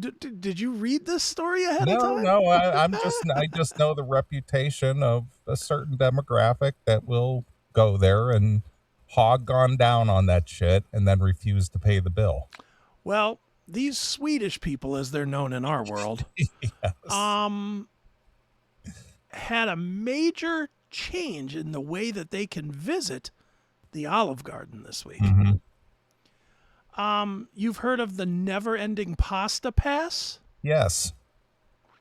Well, they've made a big change to the never-ending pasta pass. I'm sure they have. As you can see here, the never-ending pasta pass is only for use by the pass holder whose name is printed on the pass. Right. Passes are personalized and non-transferable. Pass holders must present a valid photo ID along with the pass at the time of ordering. Mm-hmm. And again, I'm bringing this up as the fattest fuck in the room. And as the fattest fuck in the room, they would never have to ID me for this. You know why?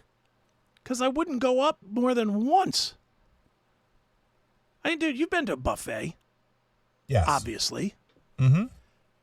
Have you ever, and I mean ever, gone for a third plate? No. Me either. And I'm a fat fuck.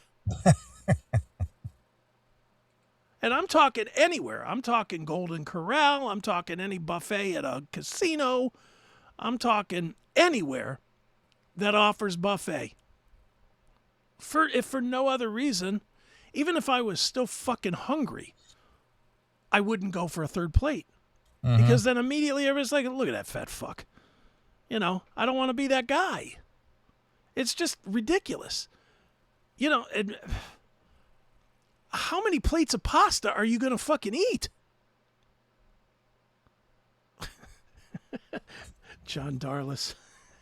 He's a funny fucker. So we have to show ID for pasta, but not to vote in some states. Well, that's absolutely true. He's not wrong. So I had to look this up, Neely. Mm-hmm. Because I don't know nothing. I don't know nothing. What am I? I don't know nothing. I don't know anything about the Olive Garden. And right. I've never so much as even, honestly, this was the first time I'd ever heard of the pasta pass. I've heard of the free breadsticks.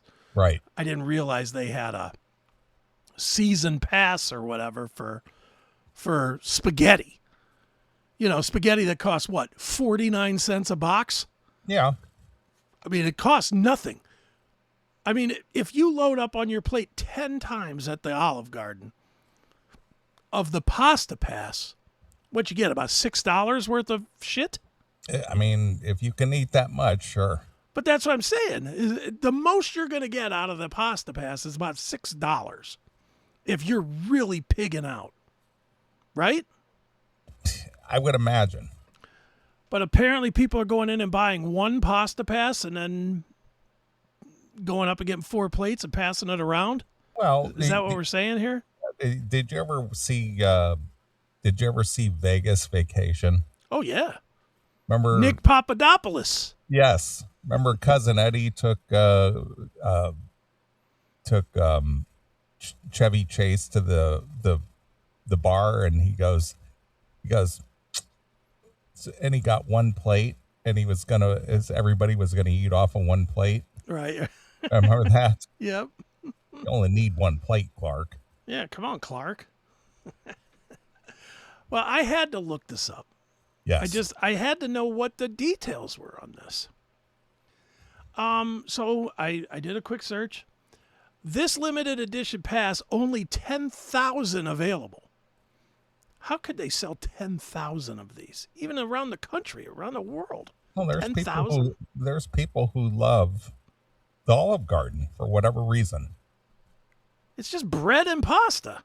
Yeah, for the most part.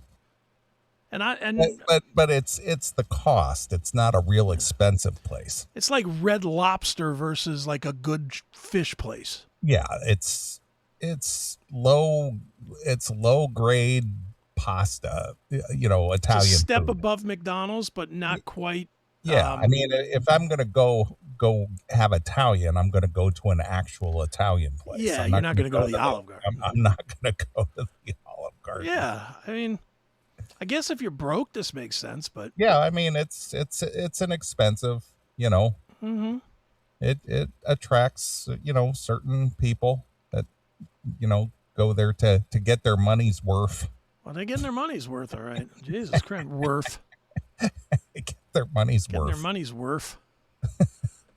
All right, so I looked it up. I went to the all knowledgeable Grok. Yes. And I said, what does the never-ending pasta pass at Olive Garden cost?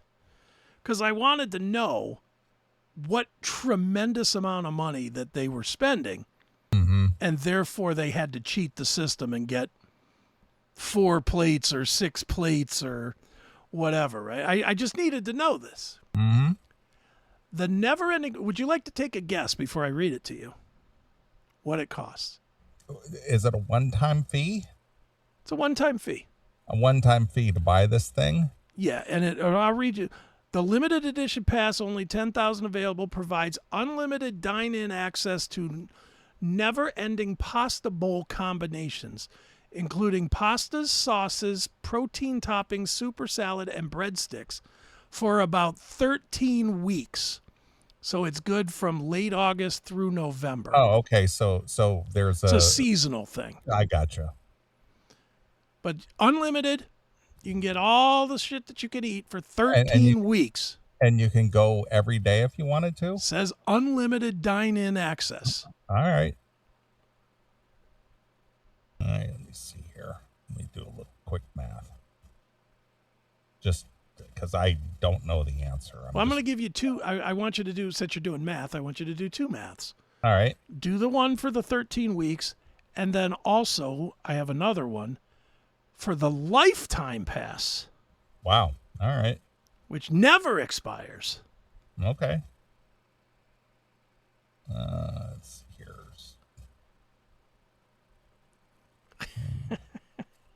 What the fuck are you calculating?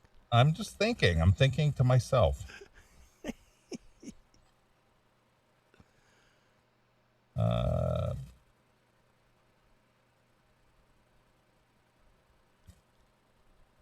All right, the 13-week pass. Mm-hmm. I'm gonna guess it's $150. Okay, and what about the lifetime pass? The lifetime? Wow, it's forever. Yeah, I know. That's why I'm trying to think what that would be worth. It'd be worth. Yeah, what would that be worth? 500. Okay. you would be too high on both. Oh, no kidding. So this fucking wretched food is not only wretched, but it is dirt fucking cheap. Okay. The 13-week pass is $100 plus tax. All right, I wasn't that far off. I said 150. So if you went once a week, that's what, about $8 a plate? Yeah. Well, I was figuring it at $9, so. Yeah. $100, and you have to cheat on this. The lifetime, $400. Well, I wasn't that far off either. You weren't too far, but I mean, because I figured it at $9. Yeah. So if it figures out at about $8, then I would have been right in line. Mm-hmm. It's just ridiculous. I agree. This is so fucking cheap. There's no reason to cheat it.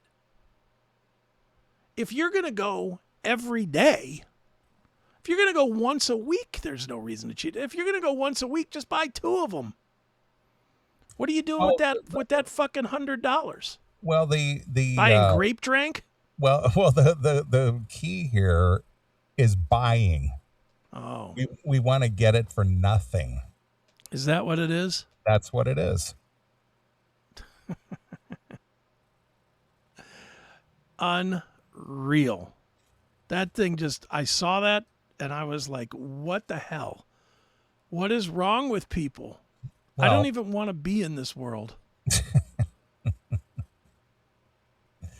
Yeah, the idea is not to have to buy anything. Yeah, I guess, but I don't want to be associated with humans that are of that level. And I don't want to pay more, I don't want to pay any more than I have to either. If I was a big Olive Garden guy, I would for sure buy that $100 thing. Right. And like if I were the nearest Olive Garden to me, I think is in Beechwood. I think. Okay. All right. It's the only one I know of, honestly. But you know me, I don't go anywhere, so there's probably a million. There might be one in my own damn town, and I don't know. But the one I do know is in Beechwood. How far is Beechwood from my house? 15 miles? Give or take, yeah. Yeah, 10, 15 miles. I know where it is. If I happen to work over there, I might buy that pass. You know what I mean? Because spaghetti doesn't take 2 seconds to make. You could go in there at lunchtime and get yourself a bowl of spaghetti for lunch. Right. I might do that if I worked near it. But even then, I don't think I would use it. I don't think I would use it once a week for the 13 weeks. Can you imagine eating spaghetti every fucking week or every day? It's not just spaghetti. I mean, if you read what you read there, it's salads and toppings and, But it's spaghetti. Yeah. I mean, honestly, it's spaghetti and some bread.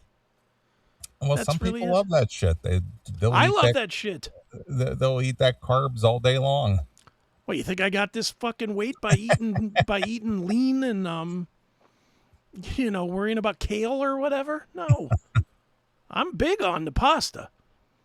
At any given time, you can go into my pantry and find fucking 8 boxes of butterfly pasta and rigatoni and spaghetti. I love pasta. Mm-hmm. I'm the worst. It is my kryptonite. I always say I'm the only fat guy that doesn't eat a lot of sugar.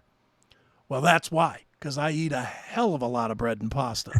I love it. Bread and pasta are my favorites. Right. Even that said, there's no way if I bought that pass, there's no way I would use it more than 5 times in 13 weeks. And 5 would be pushing it. By the 5th time, I'd be like, I'm not going to eat this fucking spaghetti. Did you ever eat something like the same week after week after week? I kind of do that almost daily. Okay, and you might be the proof to my point. At this point, you don't give a shit about food. It's Not just really, nourishment for you. Yeah, it's just something I have to eat something, so I'll eat this. Yeah. Typically, it's grilled chicken and salad. Yeah.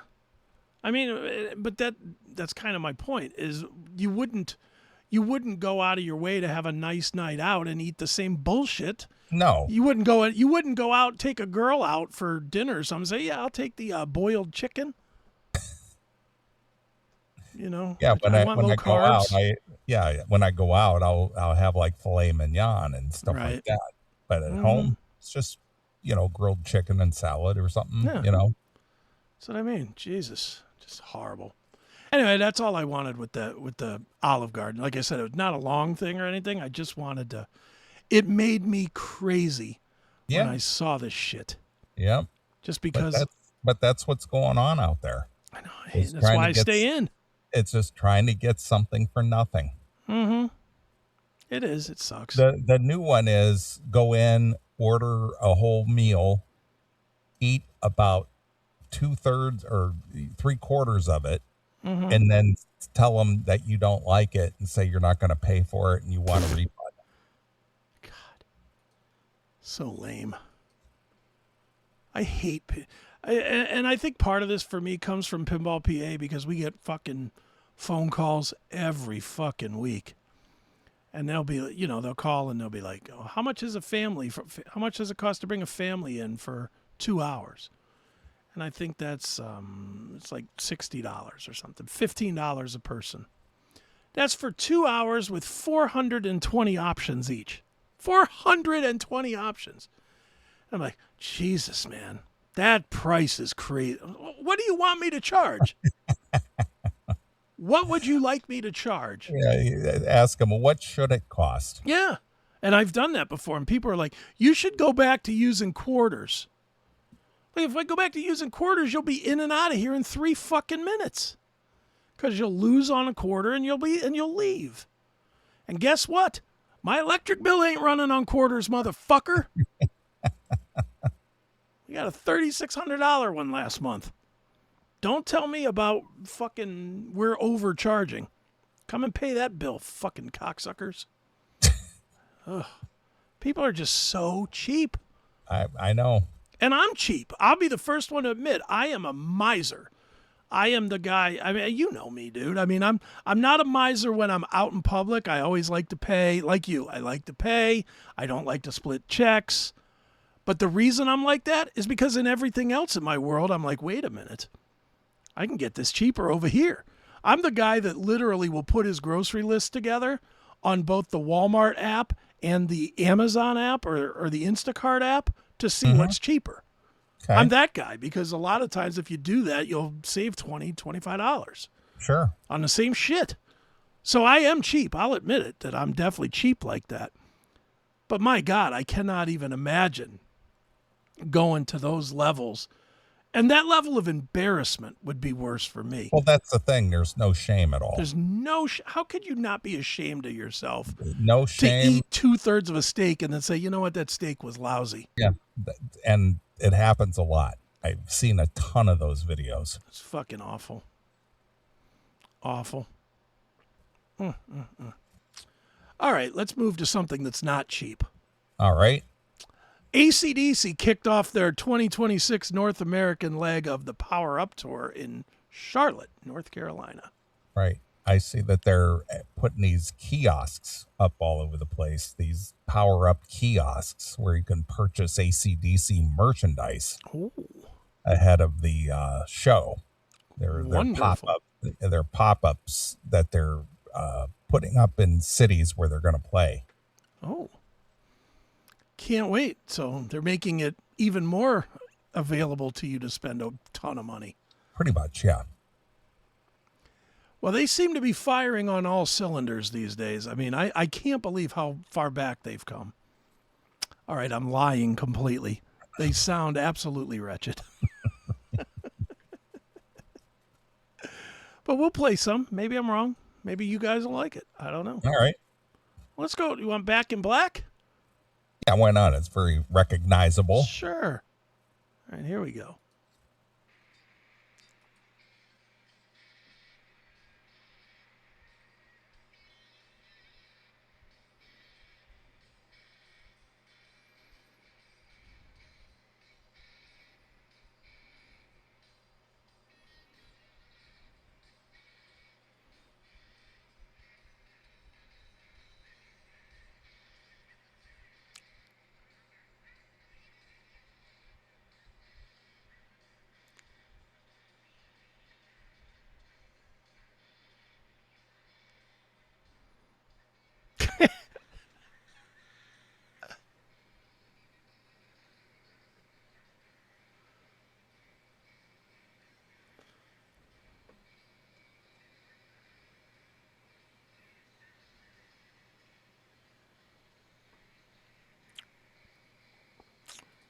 God damn it. I am fucking up tonight. Something awful.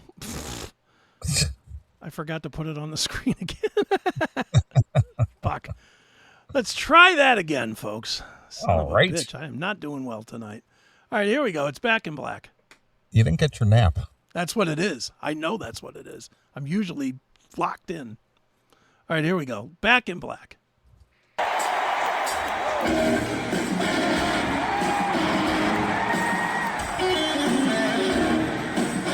Let's stop here just for 1 second. This fucking stage is massive. Yes. Why are they all bunched up at the fucking drum riser?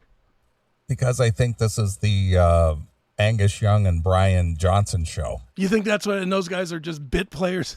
Yep, that's it.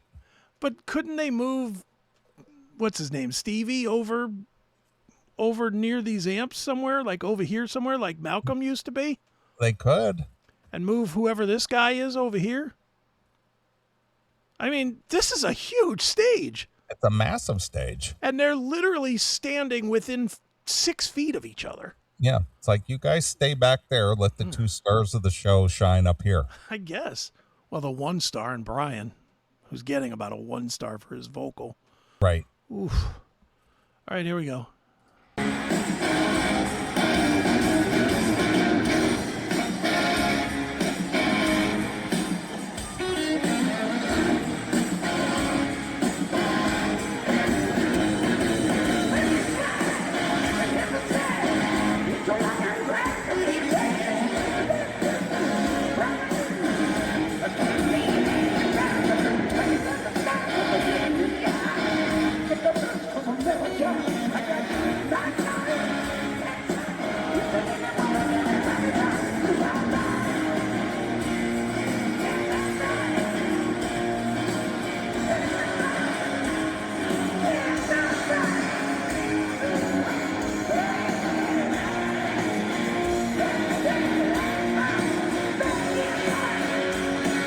I'm going to stop here for a couple reasons. Number one, if Angus is all the way over here and Brian's all the way on the other side, the whole fucking middle of the stage is empty.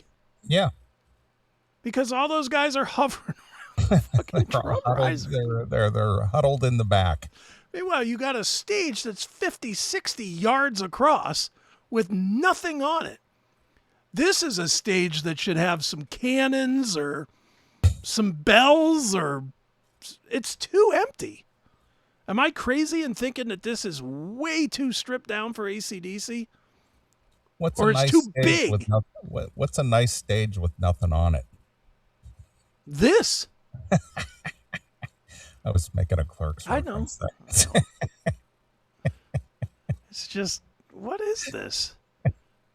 Brian sounds amazing, doesn't he? He does. He could barely squeak out the lyrics. Oh, he's like, he's just trying to bark out the lyrics. Oh, so bad. Let's play a little more. We'll go on to another song.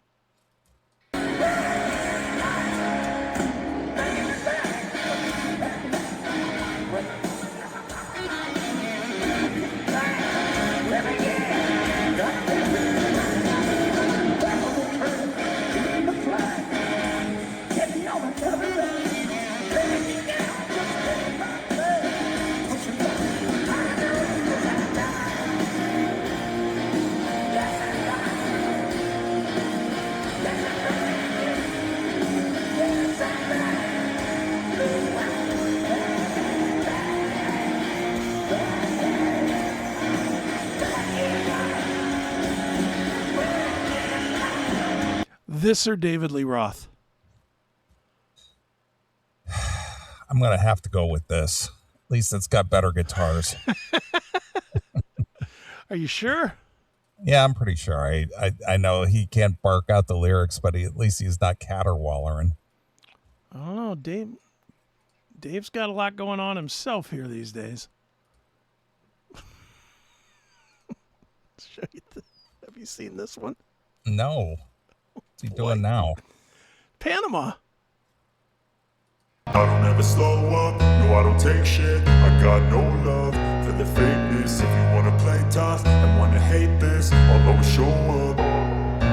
I don't ever never slow up, no I don't take shit. I got no love for the fakeness. If you wanna play tough and wanna hate this, I'll always show up and make a statement. I don't ever slow up, no I don't take shit. I got no love for the fakeness. If you wanna play tough and wanna hate this, I'll always show up and make a statement. Everything I do so instinctive and so passionate. Every word I move so descriptive like an adjective. I got a vendetta against people who patented being negative when you should be getting after it.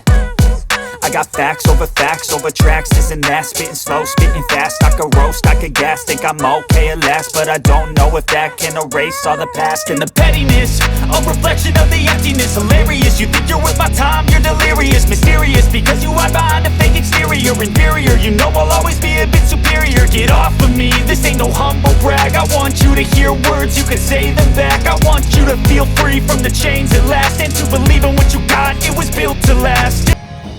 Would you like to change your vote? I just don't know why he can't sing in time with the music. He can't. He's just always like 2 or 3 bars behind. Always. It's like he can't hear us, or his in-ears are fucking cheap or something. That they're like a half second slow or something. What is he doing? What is the whole sitting down thing? And he literally just sat down in the middle of the song. What is he doing? I don't think anybody knows. So you would take still the AC/DC over this? Yes. Really? All right. Yeah. You would take this over AC/DC? I'm saying it's very close. I'm not trying to say that it's overwhelmingly David Lee Roth over AC/DC. But this just gets worse and worse, this AC/DC. Let me find you some more. And this is, let's go back over to AC/DC. I'll keep the David Lee Roth handy. Here's High Voltage.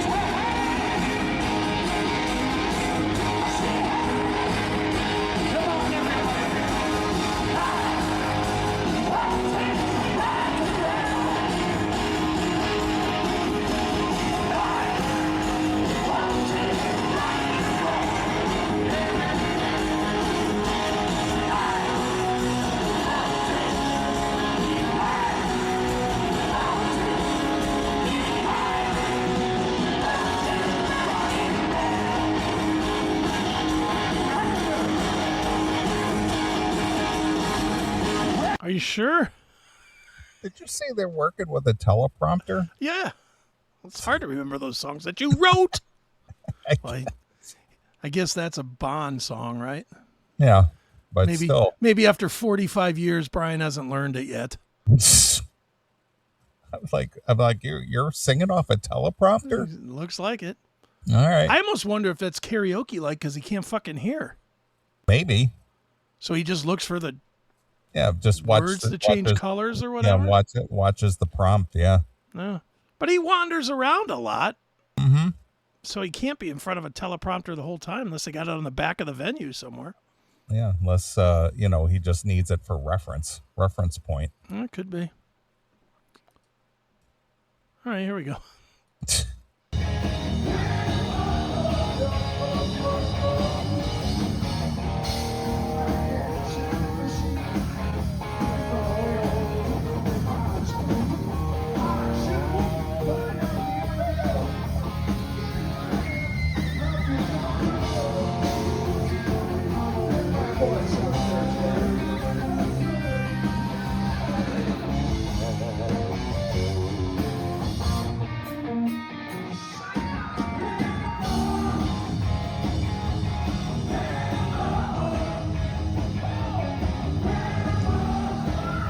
I can't believe I'm saying this, but David Lee Roth better than AC/DC right now. And this sucks too, but it's better. This is better than he's been. Yeah. I mean, he's not doing all the wacky screaming and caterwauling that he's been doing. Yeah, this is definitely better than he's been. And he's got Van Harlem sounding good. So, you know, those guys sound pretty good, actually. Mm-hmm. He's the only one on this stage that sounds terrible. Sean sounds great, and the guitar player sounds great. But Dave just... Oh, our heroes, dude. These are our heroes. I know. These guys. You know how embarrassing it is when, like, my kid is like, "Oh, show me something from Van Halen or whatever," and I'm like, "I'll show him something good." You know, I'll be like, "Here's, you know, Van Halen 2 or something, you know, Unchained or something." I'll play for him, right? And then they go to YouTube or whatever and see this shit, and they're like, "Oh, this is the shit my dad listens to. What a bunch of fucking junk." You know, or this AC/DC. Can you imagine if, you know, you had a kid and you were going to take your kid to see AC/DC and this fucking performance showed up? You would be devastated. You'd be like, what the fuck?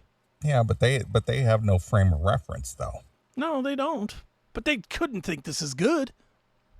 How could they listen to this shit and say this is good? I don't think they would. I would think they would just look at it as a live experience. Not that it's good, but it's, you know. Right, it's just something to do. Yeah, it's just something that I've heard about it. I know who these guys are. Oh, there they are. Yeah, there they are. Yeah, there they are. All right, let's find a little more AC/DC here. We'll just kind of randomly pop through this thing. Let me get it on the screen. All right, I don't know. How long is this? Oh, Jailbreak. Perfect. Here we go. Judges gavel first, but you found him guilty, making 16 years in hell. I spent my life, I didn't know. You breaking the rocks on the table, I'm breaking them now. I'm gonna make a jailbreak, and I'm letting them the sky. Jailbreak, and I wish that I could fly. So we can lay on the Look, the AI can't even figure out what he's saying, so it just says music or whatever. Is he saying words? Honestly. Well, I think he's saying jailbreak. That's it. And he's going, Yeah, he's taking some lessons from Vince Neil. oof. It is so disappointing that these are our heroes. Dude, 20 years ago, 30 years ago, when we were growing up, I guess that's 40 years ago, we were coming up, was there anybody bigger than Van Halen and AC/DC? No. Or Aerosmith. Or Aerosmith, add them into the mix, and that's about it. Was there anybody better? Forget bigger. Was there anybody better? I saw AC/DC first time 85, I think it was, on the Fly on the Wall tour. Them and Yngwie. And it fucking ruled. I mean, it really ruled. And I saw Van Halen on the 84 tour. And it was pretty damn good. I mean, Roth was not great, but he wasn't this. He sang in key. And he sang, you know. Yeah, the words fit. Yeah, the words time. fit where they were supposed to. Dude, when I think of my memories and then I watch this, I'm like, these can't be the same guys. Right. And I know age is a bitch and whatever, but you know what? There's a time when it's okay to retire. Yeah. Well, either you deliver the goods or you decide it's time to call it a day. And it's time for both of these acts to call it a day. Yeah. Well, I thought David Lee Roth called it a day 5 years ago when he said he did. His health was going to be affected. He was going to die if he performed anymore. Yeah, and then he figured out he could make $50,000 a night going out and croaking out these fucking shitty versions of Van Halen songs. And really, and I don't know this to be true. I'm guessing and talking out my ass, but David Lee Roth is doing this because there's nobody in his ear to tell him how to perform this shit. Right. That's why. If the Van Halen brothers, if Eddie was still alive and they were still trying to force feed us Van Halen, there's no way would he be acting like this. Is there?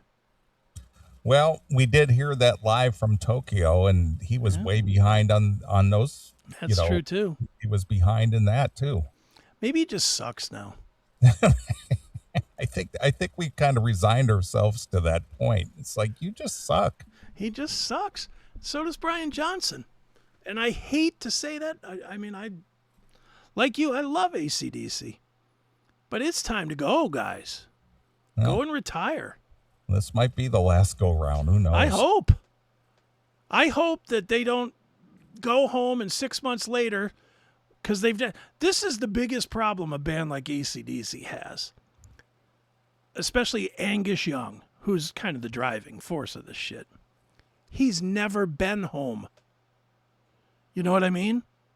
He's never not lived AC/DC. Yeah, well, he's been doing it since he was a teenager. That's what I mean. Yeah. And now he's a great grandfather, and it's like he doesn't know how to just retire. Yeah, because what else am I going to do? Yeah, he's not. It's very unlikely he's going to be out there stomping around planting tomatoes or something. It's just not going to happen. So he's going to go home. He's going to get bored. He's going to get tired of his, I don't know if he's married or has a girlfriend or whatever with Angus Young, but whatever he has at his home, he's going to get tired of listening to that bitch. He'll be like, you know what, boys? I think we need to make another record. Yeah. I think we got one more in the gas tank. There's a little bit left. We're gonna repower it up. So bad. Yep. I just hate that this is where we are. But it is, so whatever. All right. Well, since we're talking about crappy live shows. Well, I sent you something over. Oh, all right. I don't even have email open. Let me open something. I sent you a couple of things. The first one that I sent over is Motley Crue. I had that on my list as well. So all right. That was right where I was going to go. Okay. Motley Crue opening for the Puppet Show. So this is a joke. This is like a Spinal Tap reference. Okay. That Spinal Tap opening for Puppet Show. Well, Mark Miller sent this over. Basically a view of a Motley Crue show. Okay. And if you ever saw Spinal Tap, you would get the reference. They're basically playing for an empty audience. Empty room. Yeah. All right, let's share that. Oh, wow. I guess they really are, aren't they? And this is when Motley's on stage. Wow. Yeah. Mm-hmm. Oof. That can't feel good. All right, let's see what we're doing And here. Dr. Feelgood. Wow. All right. Yeah.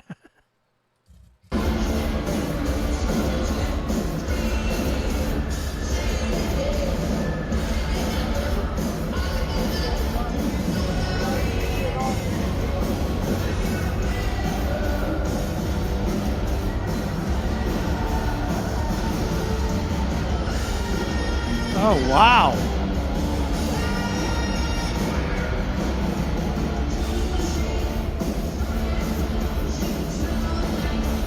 All right, why is this like this? Is it like this because they stink? Is it like this because the tickets are too expensive?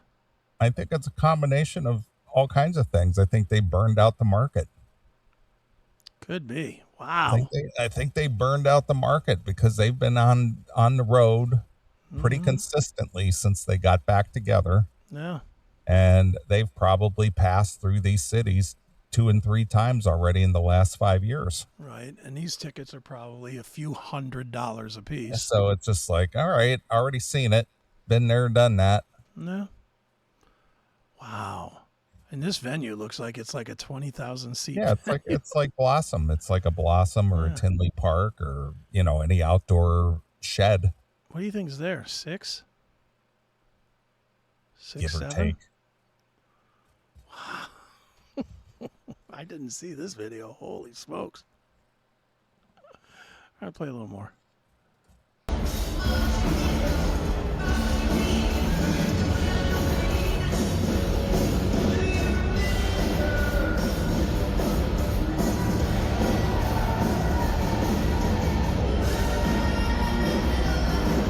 Well, the big battle that's raging on is Vince singing? Yeah. And I'm hearing this, and I'm like, there's no way is that him. We've seen too many videos of him sucking. Now he sounds good. And the timbre of his voice is so much higher. Yeah, and nothing fluctuates at all as he moves the mic around. And somebody had said to me, because I was talking to Billy Morris about Motley, and he was saying, well, I've seen some videos and it just looks like Vince is singing. And I was like, yeah, it could look like Vince is singing. And he's like, yeah, but it doesn't sound perfect. And I was like, dude, they don't have to use the records. Yeah, they could use like early shows. Or even not early shows, but just not bad shows. Like they could use the shows from the original Carnival of Chaos or whatever this tour is called. Was it Carnival of Sins? Whatever. They could have used the audio from that where Vince was 20 years younger and 4 strokes less and pipe that in. I think and that's my guess. I don't know this to be true, but obviously I don't believe for a minute that I believe he's singing. I don't believe he's singing without help. Do you? Mm-hmm. Mm-mm. I just am not believing that.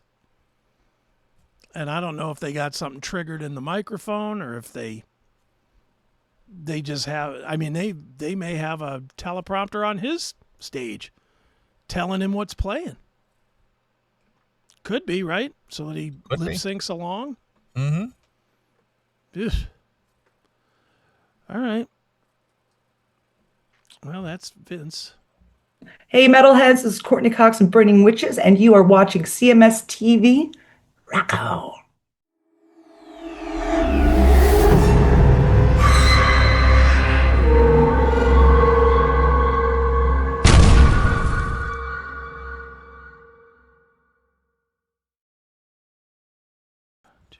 I stumbled across this video. Now, this isn't classic metal, but this is music related. Okay. I stumbled across this video of the Beach Boys doing an interview on Good Morning America back in 1982. Okay. This was prior to the death of Brian Wilson. Not Brian, but Dennis Wilson. Dennis Wilson? Before he drowned. I believe he drowned in 83. Okay. So this was prior to him drowning. Well, if you know anything, 1980. Okay. So this was 3 years before he died, drowned. Okay. And he was he got kicked out of the Beach Boys. Okay. Because of his drug use and his substance abuse, and he couldn't keep it together. All right. Well, this is such a whack-ass interview live on Good Morning America that he's so fucked up that he can't even keep his head up. Oh, no. And they're trying to talk to him and stuff, and he's got like an in-ear. Yeah. But it's not plugged into anything, and he just keeps holding up the end of it, just, and he's just, it's so sad, it's pathetic, but funny at the same time that it's on live national television. Right. On Good Morning America, which was, at that time was one of the hugest shows in the world then. Yeah. All right, here we go. Maybe. Oh, here it goes. We can also look back at the future with the Beach Boys. And ahead with the Beach Boys. That's they keep right. There they are, as a matter of fact. We'll be talking with them. They're in our Los Angeles studios right now for the Surf's Up. That's gonna be fun. Oh, it is. You never get tired of hearing that. It's 8:47 right now, 8:48. Surf's up, girls are pretty, and the Beach Boys, that's all part of what the 60s were all. Just the drivel coming out of her face. Jesus Christ. I know, but this is wholesome, clean morning programming. And then you're going to go right to this, to a stoned out junkie. Yeah. All right, great. All right, here we go. Out.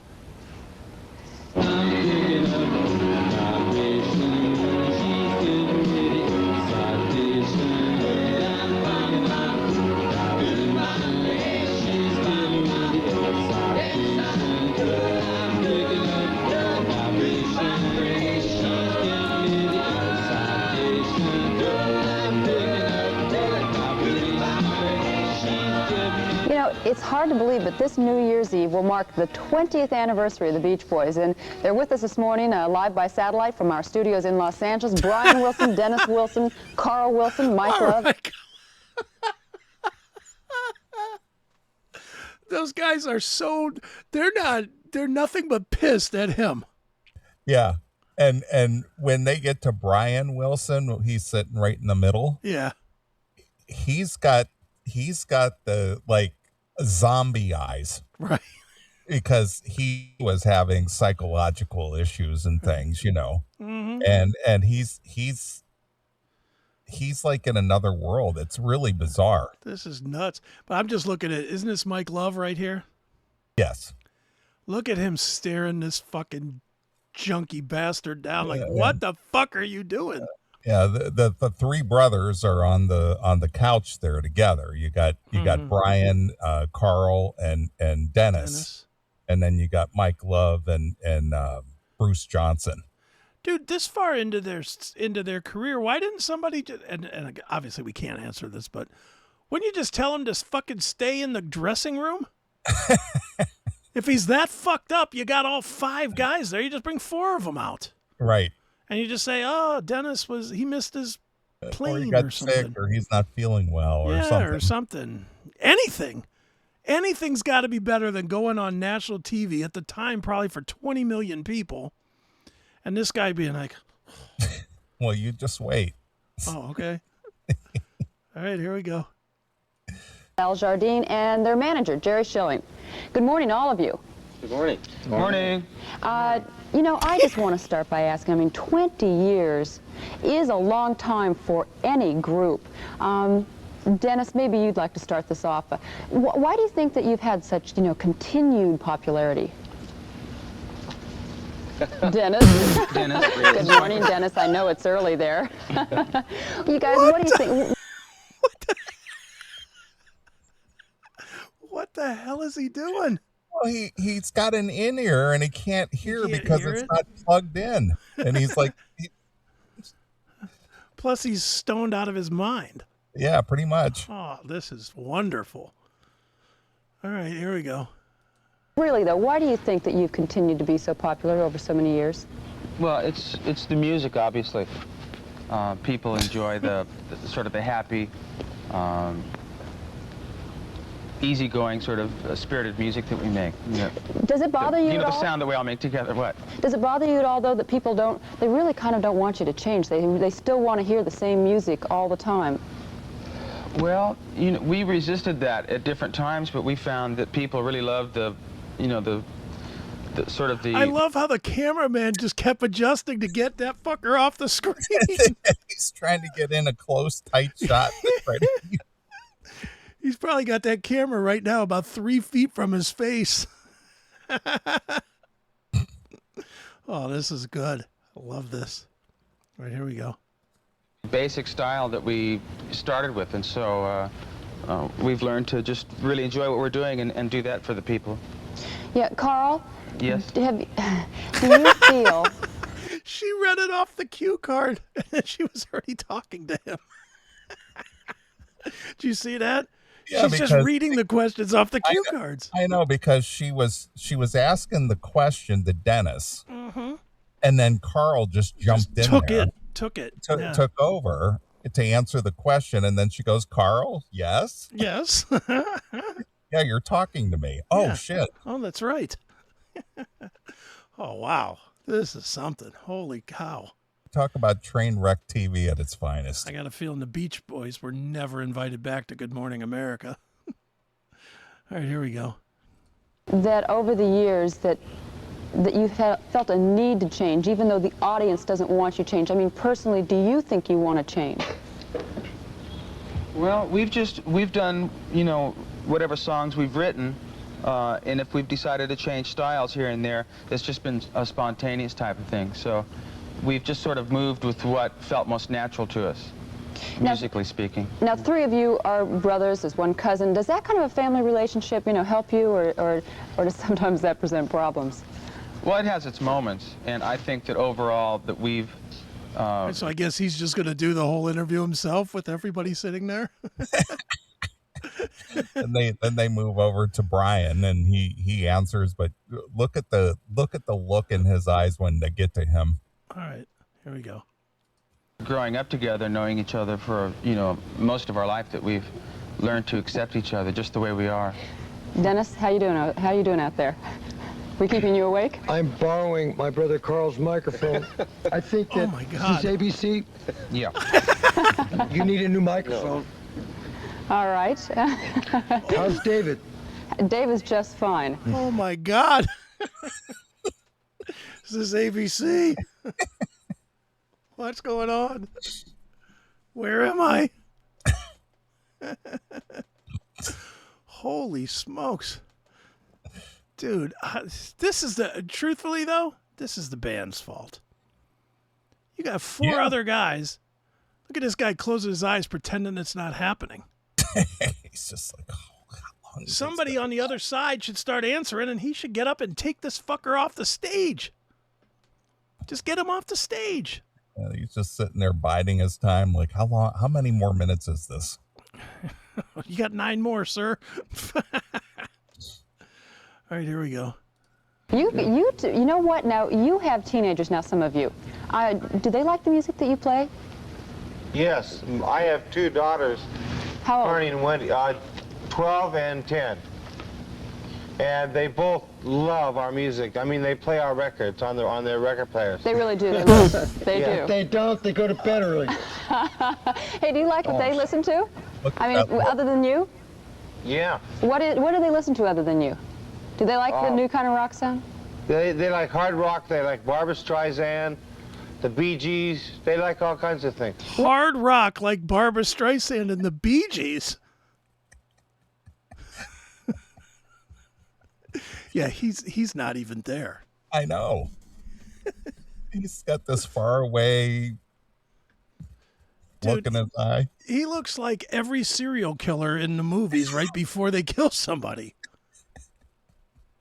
Jeez. What a disaster. Boy, can you imagine the meeting that they had right after this thing with the manager? Oh, how pissed would the manager be? He gets him this big interview. I mean, the Beach Boys are kind of on their last legs at that point. Well, they were at their height of the popularity about 76. Yeah. Somewhere around there. So by 80, they were kind of done. Yeah, they were, they were an American institution at that point. Boy, what a mess. All right, here we go. What do you listen to when you're at home? I listen to a record called Be My Baby by the Ronettes. And the legend lives on, right? I know you didn't you kind of model a lot of your sound after like the Four Freshmen, that kind of a thing? Yeah, we used to get together around Brian's piano, and he'd bang out the research with the vocal parts, using the Four Freshmen's arrangements as models. Yeah. And he'd dish them all out to us, and it was pretty amazing the way he could not only retain, but come up with innovative arrangements. And that's Well, it's probably because he had nothing else going on in that big fucking pumpkin head he's got. I mean, wow. All right, here we go. of our strengths is Yeah. Brian's arrangement ability. Yeah, because everyone now has copied you. Hey, Brian, I know you're kind of a shy guy, aren't you? A little bit, yeah. You guys have gone through a lot of changes, and you've gone through some difficulties over the years. Has all that been resolved now? Most of it, yeah. I think Mike could probably answer that better than I could. Okay, Mike. Well, thing is, we're all... Why? Why can Mike answer that better than you? Because he's the one who had a lot of issues with the brothers. Oh, is that what it is? He was trying to take over the band, take over the group, and it was kind of a mutiny. And it's like, well, let the guy who caused the trouble answer this question. You answer it, asshole. That's kind of what he was saying. That's great. Well, he caused the issue and he caused the strife. So why don't you ask him if it's been resolved? And who's this guy? What's this guy's name? Bruce Johnson. And what does he do? He's a singer. He's one of the singers. Right. I think he played like guitar or bass or something. I'm not really positive. Is it weird that I never liked the Beach Boys? Yeah, I'm not a fan either. I've seen them a few times. I've seen them when they toured with Chicago a couple times. I saw them at some like rib cook-off or something, or tractor pull or something with the Beach Boys or something, but not my thing either. But all right, but this interview is my thing. I know. I love this. When I ran across that, I was just like, oh, I'm bringing this to the show. Oh, fuck yeah. This is a good find. All right, here we go. Here together. It's been 20 years, and it hasn't been totally joyous every step of the way because we are, brothers and cousins and ordinary human beings that have their different points of view, and we've had arguments and stuff, but the overwhelming fact is that we're still here and we're together. Love one another. Jerry Schilling, does he have something to do with Yeah, Jerry's right over here. Why don't we have Jerry come in? Jerry, why don't you come out? Now, you've been... He's our manager. And it's also your first personal manager, I believe, in about 14 years. So what does he do? He gives him the microphone that clearly doesn't work. He said the whole time, he was like, this thing doesn't fucking work. You know what did he do? He hands it to this guy to talk. And yeah, he is like drugged out of his mind. I know this is probably early for them, and the drugs probably haven't worn off from the night before. He probably stopped. What time do you think he stopped doing drugs? 6? Probably. 6 for an 8:15 interview or whatever? Yeah. Well, they're on the West Coast, and Good Morning America's on the East Coast, so there's a 3-hour So it might be like difference. 5 in the morning there, too. Could be, yeah. Yeah, that's the reason he's tired. All right, here we go. What kind of effect has Jerry had on the group? I think the effect of Jerry being involved with this has been one of cohesiveness. He's brought a lot of harmony to the group, a spokesman for us that we've all sort of... Well, you should have just had him do the interview then, because you all suck. Jeez, you got one guy stoned out of his mind. You got another guy that is 1,000 miles away in his brain. Yeah, he's got 1,000-mile stare. Oh, my God. All right, here we go. Conferred upon the title of manager, and we've been working together more coherently than in the past. You think you have been working more coherently now. Jerry, what do you think? I think so. Well, Jerry, can you hear us? Yes, I can hear you now. Can you hear me? I sure can. I'll just do it this way. What's it like managing the Beach Boys? Well, I think it's been quite an experience for me to manage a major group, a group that has been noted for having problems, as you asked, but I find very professional. I find. Do you? Right about now, do you find them to be very professional at this moment? Look at Dennis just flailing around on the couch over there. But what a he's literally sitting next to a dude that cannot figure out how to put an earpiece in his ear because he's so stoned. Yeah. And he's flailing around like an idiot. And he's saying, oh, everybody's very professional here. What? and she asked a what's it like question. Oh, well, that's Good Morning America for you. What's it like managing the Beach Boys? I know, I was waiting for him to say, oh, it's great. All right, here we go. brought joy to people all throughout the world, and I think it's quite an honor to work for the Beach Boys, and I have certainly enjoyed it. What about the fact that they need to remain the same because people want that? Well, I think they remain the same in a lot of areas because people do expect a certain type of music from the Beach Boys, but they have done so much variety of music and so many different things. I mean, Brian has come up with so many. He was one of the first, or if not the first, self-produced artist. Only force in the Beach Boys that exists. He's the reason that we're all sitting here. So really, Brian? Music, yeah, musically, and then with all the boys chipping in and the harmonies, that I don't think that there's a group around that can sing like the boys. You have good vibrations about where you're going to be going in the future for this group? She should have been fired on the spot for that. Do you have good vibrations about what's coming in the future? Yeah. Yeesh. God. Wow, this is... Everybody here is fucked. The interviewer is fucked. These guys are all fucked. This is horrible. I can't imagine this sold any tickets to any shows. Oh, yes. I think somebody asked Brian yesterday what would he like to be remembered for the Beach Boys as a whole, and he said good vibrations. And he meant that in many aspects.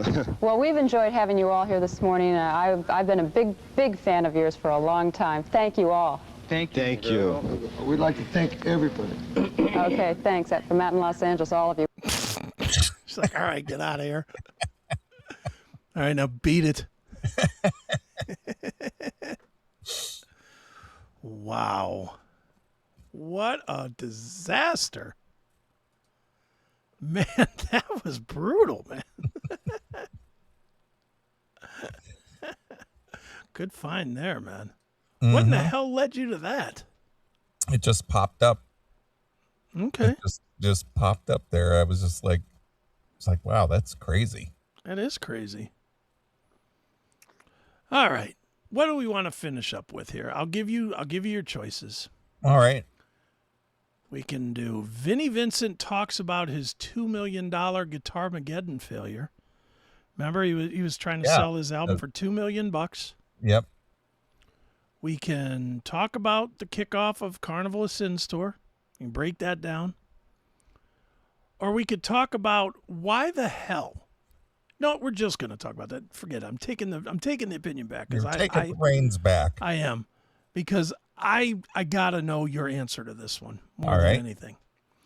So it was announced this week on the 15th that Twisted Sister is going to be playing a one-off show in New Jersey under their alter ego Bent Brother. Okay. You know what Bent Brother is? Yeah. It's just them without the makeup, right? Right. You don't have Dee Snider anymore. Every show is a Bent Brother show. Isn't it? As far as I'm concerned, it is. I mean, every show is a Bent Brother show. There's no... I saw this, and maybe I'm just reading into this the wrong way or something. You tell me. I saw this, and my first thought was, are they going to try and dress Sebastian Bach up in the Dee Snider gear when they're not being Bent Brother? Because Bent Brother was always like when they just showed up and played in whatever, street clothes or whatever. Yeah.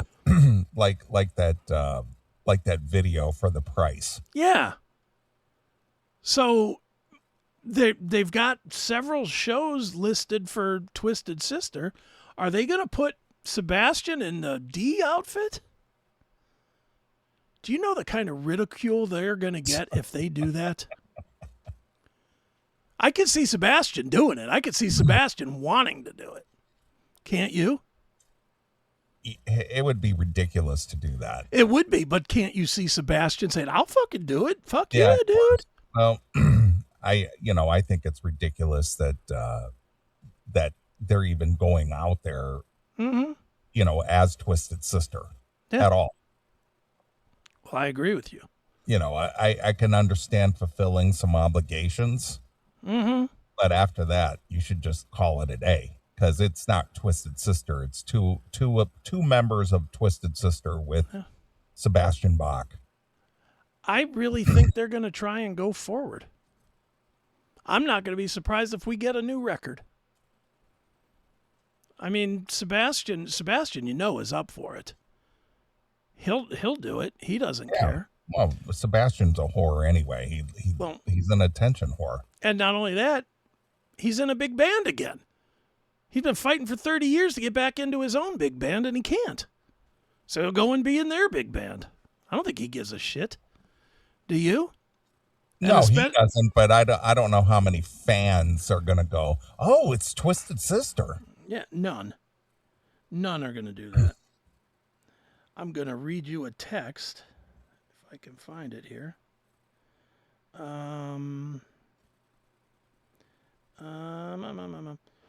Twisted Sister is doing a show 15 minutes from my house at the end of August. I'll go just because it's close to me, but I have zero interest in it without D. Sure. Yeah, that's everybody.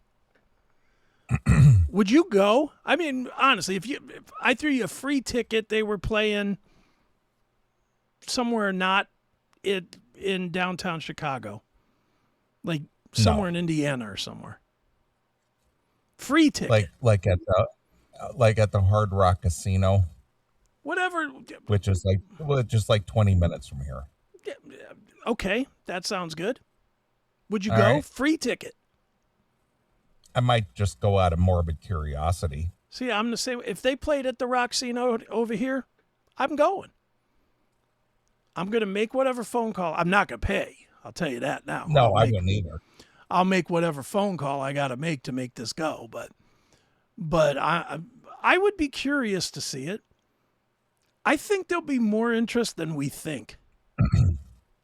Personally, I think the curiosity factor and the fact that Sebastian kind of sounds okay doing this shit, I think people will go to it.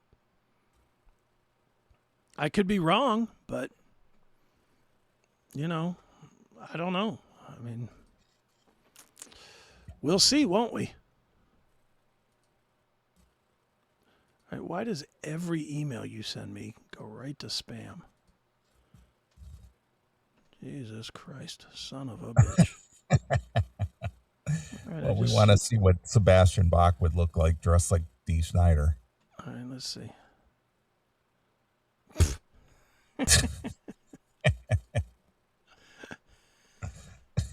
There you go. Mean, is he going to do that? I don't know. Is this a real picture or an AI? I think it's AI. It could be real. He's such a tool bag that I wouldn't doubt this was real. Would you? No. I mean, I could totally see him sitting in his living room with this gear and putting it on and going, "What do you think, babe? Do you think I look like him, babe?" To his chick. You think people will accept this? I'm going to do the songs right. I'm going to show those mother truckers what I can do. I'm going to prove that they want to rock because I want to rock. And if they complain, we're not going to take it. You got it? Ugh. He's such a goof.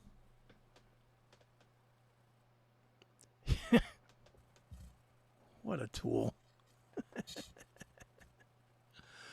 Oh, my goodness. All right.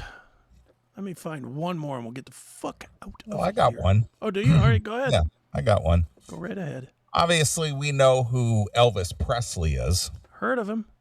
And we know who Priscilla Presley is. Mm-hmm. Well, after Priscilla and Elvis split up, Priscilla remarried. Okay. And she has a son by the name of Navarone. Navarone. He's 37. Okay. So mind you, he's the son of Priscilla Presley, which I'm sure she's probably fairly wealthy, you would think, right? Yeah, I'd imagine. Well, he's a musician in his own right. Okay. So allegedly. Is he in the Sean Lennon camp of Yes. musicians? Well, I think he's more or less in the he's in the Elijah Blue camp, where he kind of depends on mom's share for money and so on and so forth. Right. Well, anyway, this 37-year-old son of Priscilla Presley, the music producer Marco Garbaldi, I think that's his name. Okay. He created a GoFundMe on Friday, July 10th, to raise money so he can start a quote unquote an affordable organic pizza business that he wants to run from his Los Angeles driveway. What? All right, everything you just said there is wrong. There's like 10 things that don't compute there. So let me reread this. Yeah, please do. Priscilla Presley's son, Navarone Garibaldi, Mistake number one, the name, is defending himself from critics of his new business venture. Okay. The 37-year-old son of Priscilla and music producer Marco Garibaldi created a GoFundMe on Friday, July 10th, to raise money so he can start an affordable organic pizza business that he wants to run from his Los Angeles driveway. From his driveway? It's driveway. Like a lemonade stand. Yes.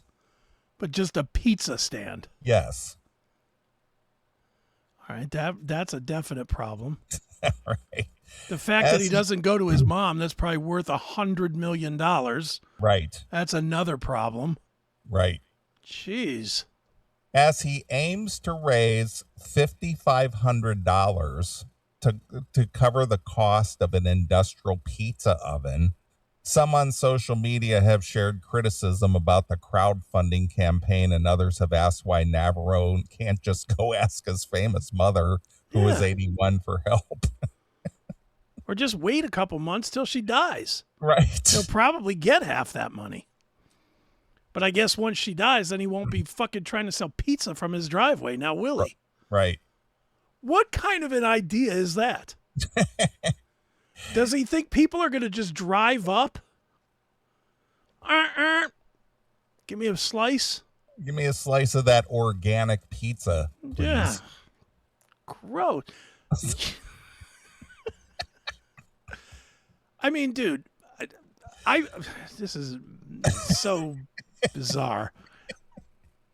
So this week I was driving around town, and I was cutting through a neighborhood getting back to my house, and there was like two little kids that were selling lemonade. Right. And I pulled up on them and I gave them $5 each.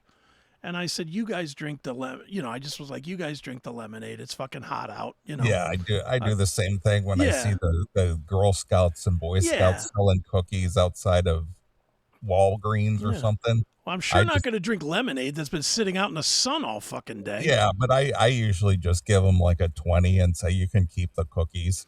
Yeah, that's kind of what I did the other. I just was like, here's $5 for each of you. Buy yourselves a cup of lemonade because it's so hot. Right. And the mother was like, "Oh, thanks. That's sure." I was like, yeah, whatever.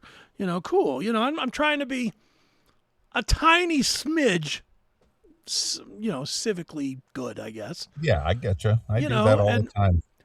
But that's with kids. These kids were like 5 and 7 or something, and they'll remember that. They'll remember that fucking fat old guy that pulled up and bought me a lemonade or something. Well, it's reward for effort. For work.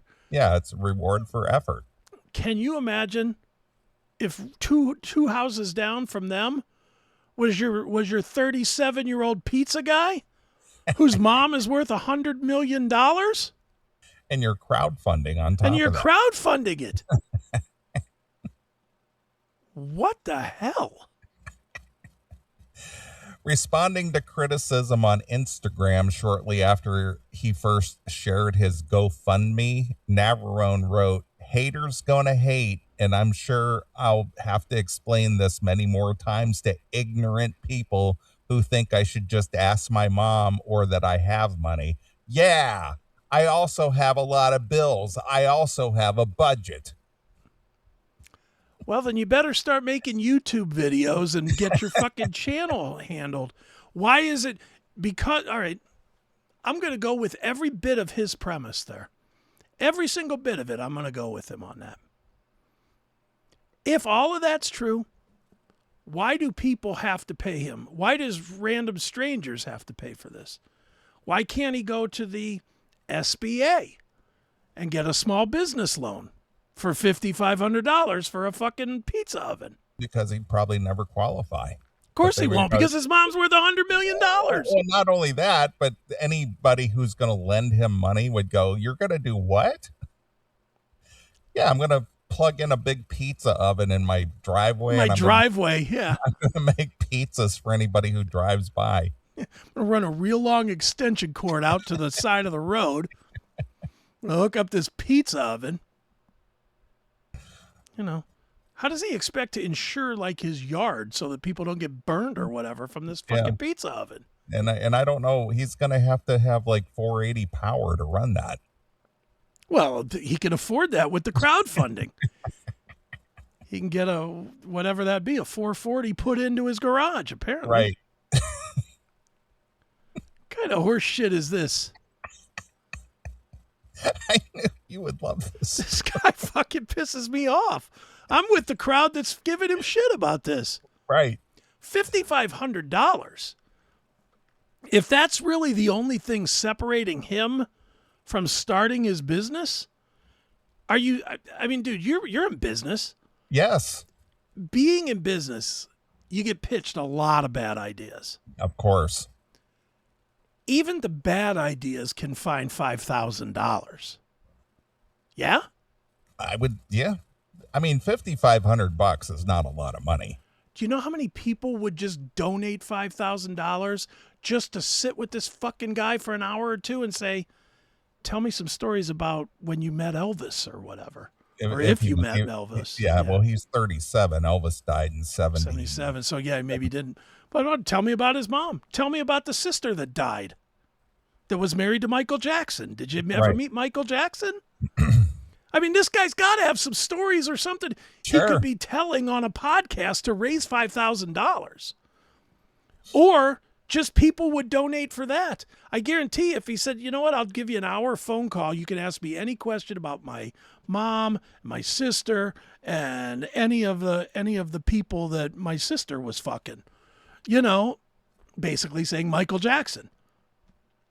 People would pay that. That would be a value thing. That's a whole lot better than pandering for it like this. And then his excuse, "Well, I have bills." Well, so do we all, you dick. Well, I have a feeling, and I don't know this, I just have a feeling that he's probably on a set stipend. Could be. And, so they probably made it very clear to him. It's just like, we're going to give you X amount of dollars a month to pay your rent or your mortgage or whatever his deal is, and your bills and this, that, and the other. Anything over and above that, if you need it, you got to go earn it. It could be. And it's just like, well, okay, well then I'll crowdfund to get that $5,500 that I want to buy this pizza oven with. Yeah. Or maybe it's set up in a way that if he doesn't have a job, then he's not going to get the stipend. Right. So now he's like scrambling and he doesn't want to go work like a regular person. So he's just like, I got a great idea. I'm going to make goat milk cheese pizzas in my fucking oven. That's only... He's literally going to bring a pizza oven out in his front yard? That's what it says. Make pizza in his driveway. What the fuck?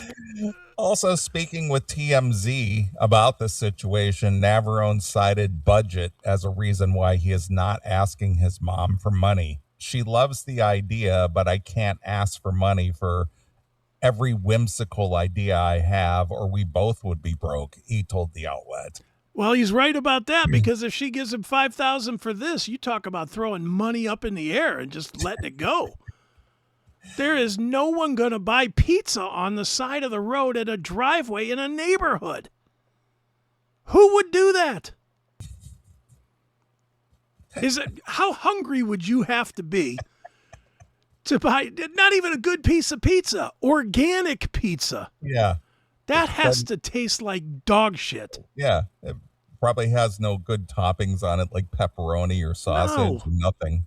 So I'm telling you, it's going to be like goat cheese or some shit. It's going to be like one of those white pizzas that's just got, it's got seaweed on it and shit like that. Goat cheese and spinach and kale. This is fucking terrible. Yeah, well, this is Southern California, so you got those vegan type people. Yeah. Awful. Navarone also said he is confident his mom, the ex-wife of Elvis, will come by his LA driveway for a pizza pie. Jeez, I'm going to make some hot dogs and stick them on my front yard. Maybe I can get Priscilla over. I'm confident my mom will come visit me. Wow. 37 years old, the only customer you're looking at, your mom. Yeah. In his original post defending the fundraiser, Navarone wrote that he donates his money, has a crazy ADD, and tries to do lots of things. Well, stop donating it and donate it to a pizza oven, dickwad. Yeah. If I just went all in every time I thought I had a great idea, I'd be broke in 2 days, he further explained. So at least he acknowledges that he has terrible ideas. Right. The Sun also clarified in the same post that he is not asking anyone to donate if they can't afford it. Well, if you can't afford it, what do you... Even if they can't afford it, why would you donate to something that you're not going to... Why would you donate to a business that you're not a part of? Right. What is the impetus behind donating to this? Because he's Priscilla Presley's son? To see him be successful. It's just like making that kid who can sing like Kevin Dubrow. Give him his chance, bro. Yeah, give him his chance. Maybe that's what that kid's missing. Maybe he should be selling organic pizza at the gigs instead of eating real pizza. I'm offering free pizza to people that donate. Well, they kind of bought their way in there, didn't they? They already paid they already paid for their slice, pal.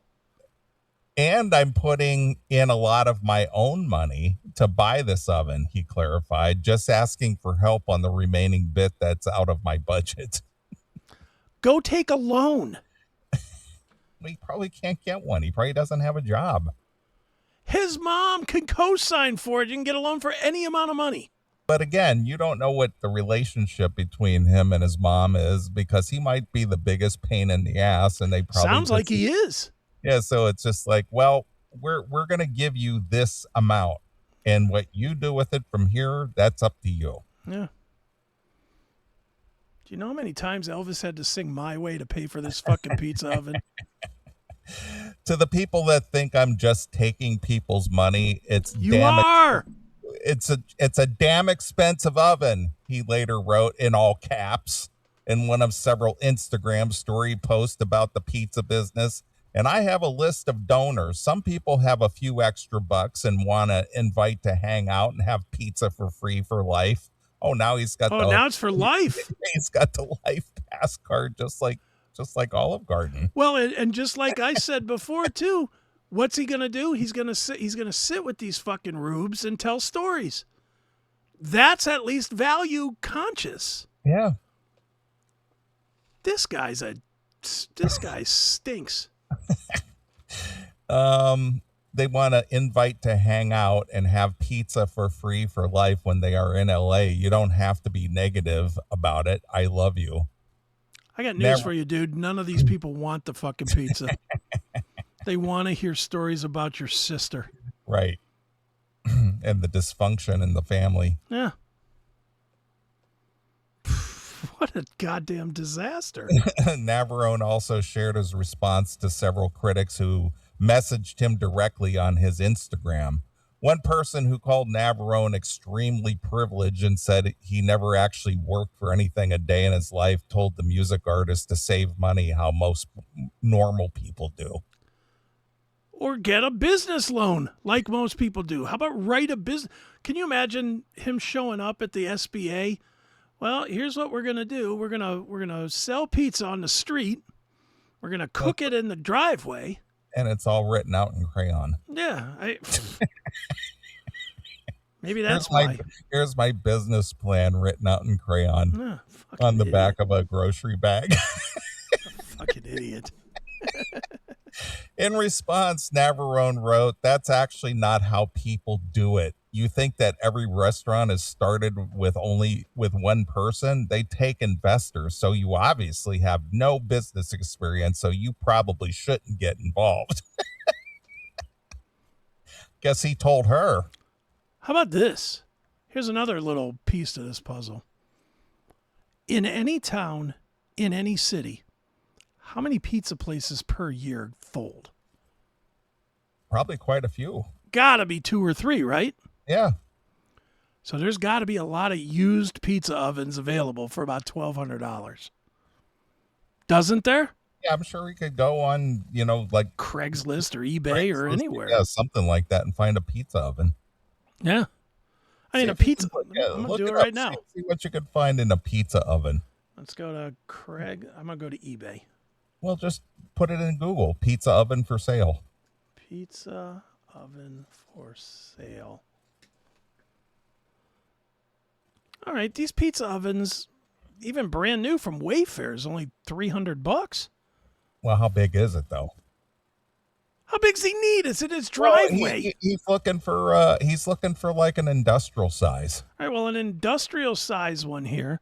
Here's the Bake Max BMC 30-inch electric countertop one. $1,500. Put on the screen. Well, that's like something from your house. Well, let's find one like for a shop. Put in industrial pizza oven. All right. Industrial pizza oven for sale. There you go. 4,500. Well, 22,000. Fuck that. Wait a minute. I want to find a used one though. I don't want a new one. There you go. Here's a used one, $800. But does it work? Well, you're gonna have an extra $4,000 to fix it. Yeah. Yeah, they're all in that $5,000 range, I guess. That's what he's trying to raise. That's what he's trying to raise, $5,500. No, I mean these are some big ones though. I mean, does he really need all this? No, that's what he said he wanted. Why don't he start with a little small one for like $800? Well, why are you going to invest $5,000 in this pizza oven when you don't know that anybody's going to drive up your driveway like it's a garage sale for pizza? And you're gonna make pizza outside in your garage? Is he going to put little signs on the end of each street? Pizza for sale? Pizza this way? 3283 9th Street? Come and buy it? End of the driveway? Get a free popsicle with a slice? Fuck out of here with this shit. Put your order in my mailbox. I've also acted in several films as well as toured the country in a rock band. I'm sorry my jobs are more fun than yours, he added in his message to the critic. They come after me in the DMs too, man, Navarone wrote in another post about the same user. Some people just have issues with anything. Responding to critics in a video update on Instagram, July 11th, Navarone said that the food he makes will speak for itself. After he cooks the first pizza in the oven, he said, all the people that have doubts, you'll see everything is going to be worth it. That's great. That's exactly what I was hoping for when crowdfunding started, he said in the video. Now I feel like I have to explain economics to all these people that basically hate me. But these No. people... It's not about the economics, bro. It's really not about the economics. It's about the fact that you are the son of a very wealthy woman. And it's also about the fact that if you're starting a business, it's your fucking problem. You raise that money. Do what you got to do to raise it. Go back on tour and make some money. Since you're a big rock star, go fucking be an extra in Law and Order or something and make that money. Since you're a TV star or movie star or whatever. If this guy is a rock star / TV star and he can't come up with $5,000, he's not doing either well. Right. What movie was he in? Was he murder victim number 6 in one of the Freddy Krueger movies? Douche. Let's see. Now I feel like I have to explain economics to all these people who that biasly hate me. But those people donate $20, they can come get a free pizza anytime now. I'm trying to help out and get a little help in return, and people hate me for it, and it's sad. Navarone's GoFundMe states that he has always wanted to start his own business, but marketing and advertising always gets in my way. Yeah, those trivial things, marketing and advertising. So go visit Navarone's Pizza Shop on his driveway in Los Angeles. It's in the driveway of the apartments over there in downtown Los Angeles. Right. What a tool. Some driveway pizza for you. Driveway pizza. Driveway pizza. What a terrible idea. Great. It's horrible. All right. Well, I'm glad I could contribute a couple silly stories this evening. Boy, this one absolutely rocketed by, didn't it? It did. It did. Jesus. So anyway, we appreciate everybody who's tuned in and donates to the show and joins our locals page. If you want to join our locals, go over to classicmetalshow.locals.com and sign up $5 a month. Right. You get some perks for being a member of the CMS, and it helps out the show. That's right. So come over and help us out and join the family. Yes, please do. All right. Well, we're gonna get out of here. Another great show in the can. Yep. And we'll be back next Saturday, hopefully, and do this all over again. You got it. All right, hang on. Something went wrong here. Uh-oh. Reload the page. Uh-oh. Oh, that's my my Spotify, because I was going to close out with a Soundgarden tune. Okay. I have a request here for Soundgarden, Loud Love. Are you familiar? Oh, yeah. Mm-hmm. Yeah, so that's our pre-Bad Motorfinger stuff. Yeah. Yeah, so I got a request here. Got to close out the night with some Soundgarden for Fuego. He said, how about Soundgarden Loud Love from Louder Than Love? Because I like to bring the love. Okay. So, well, we're going to get out of here. I'm going to leave you with some Soundgarden. So till next Saturday night, this is Neely along with my very good friend Chris Agan. We're out of here. Bye, kids.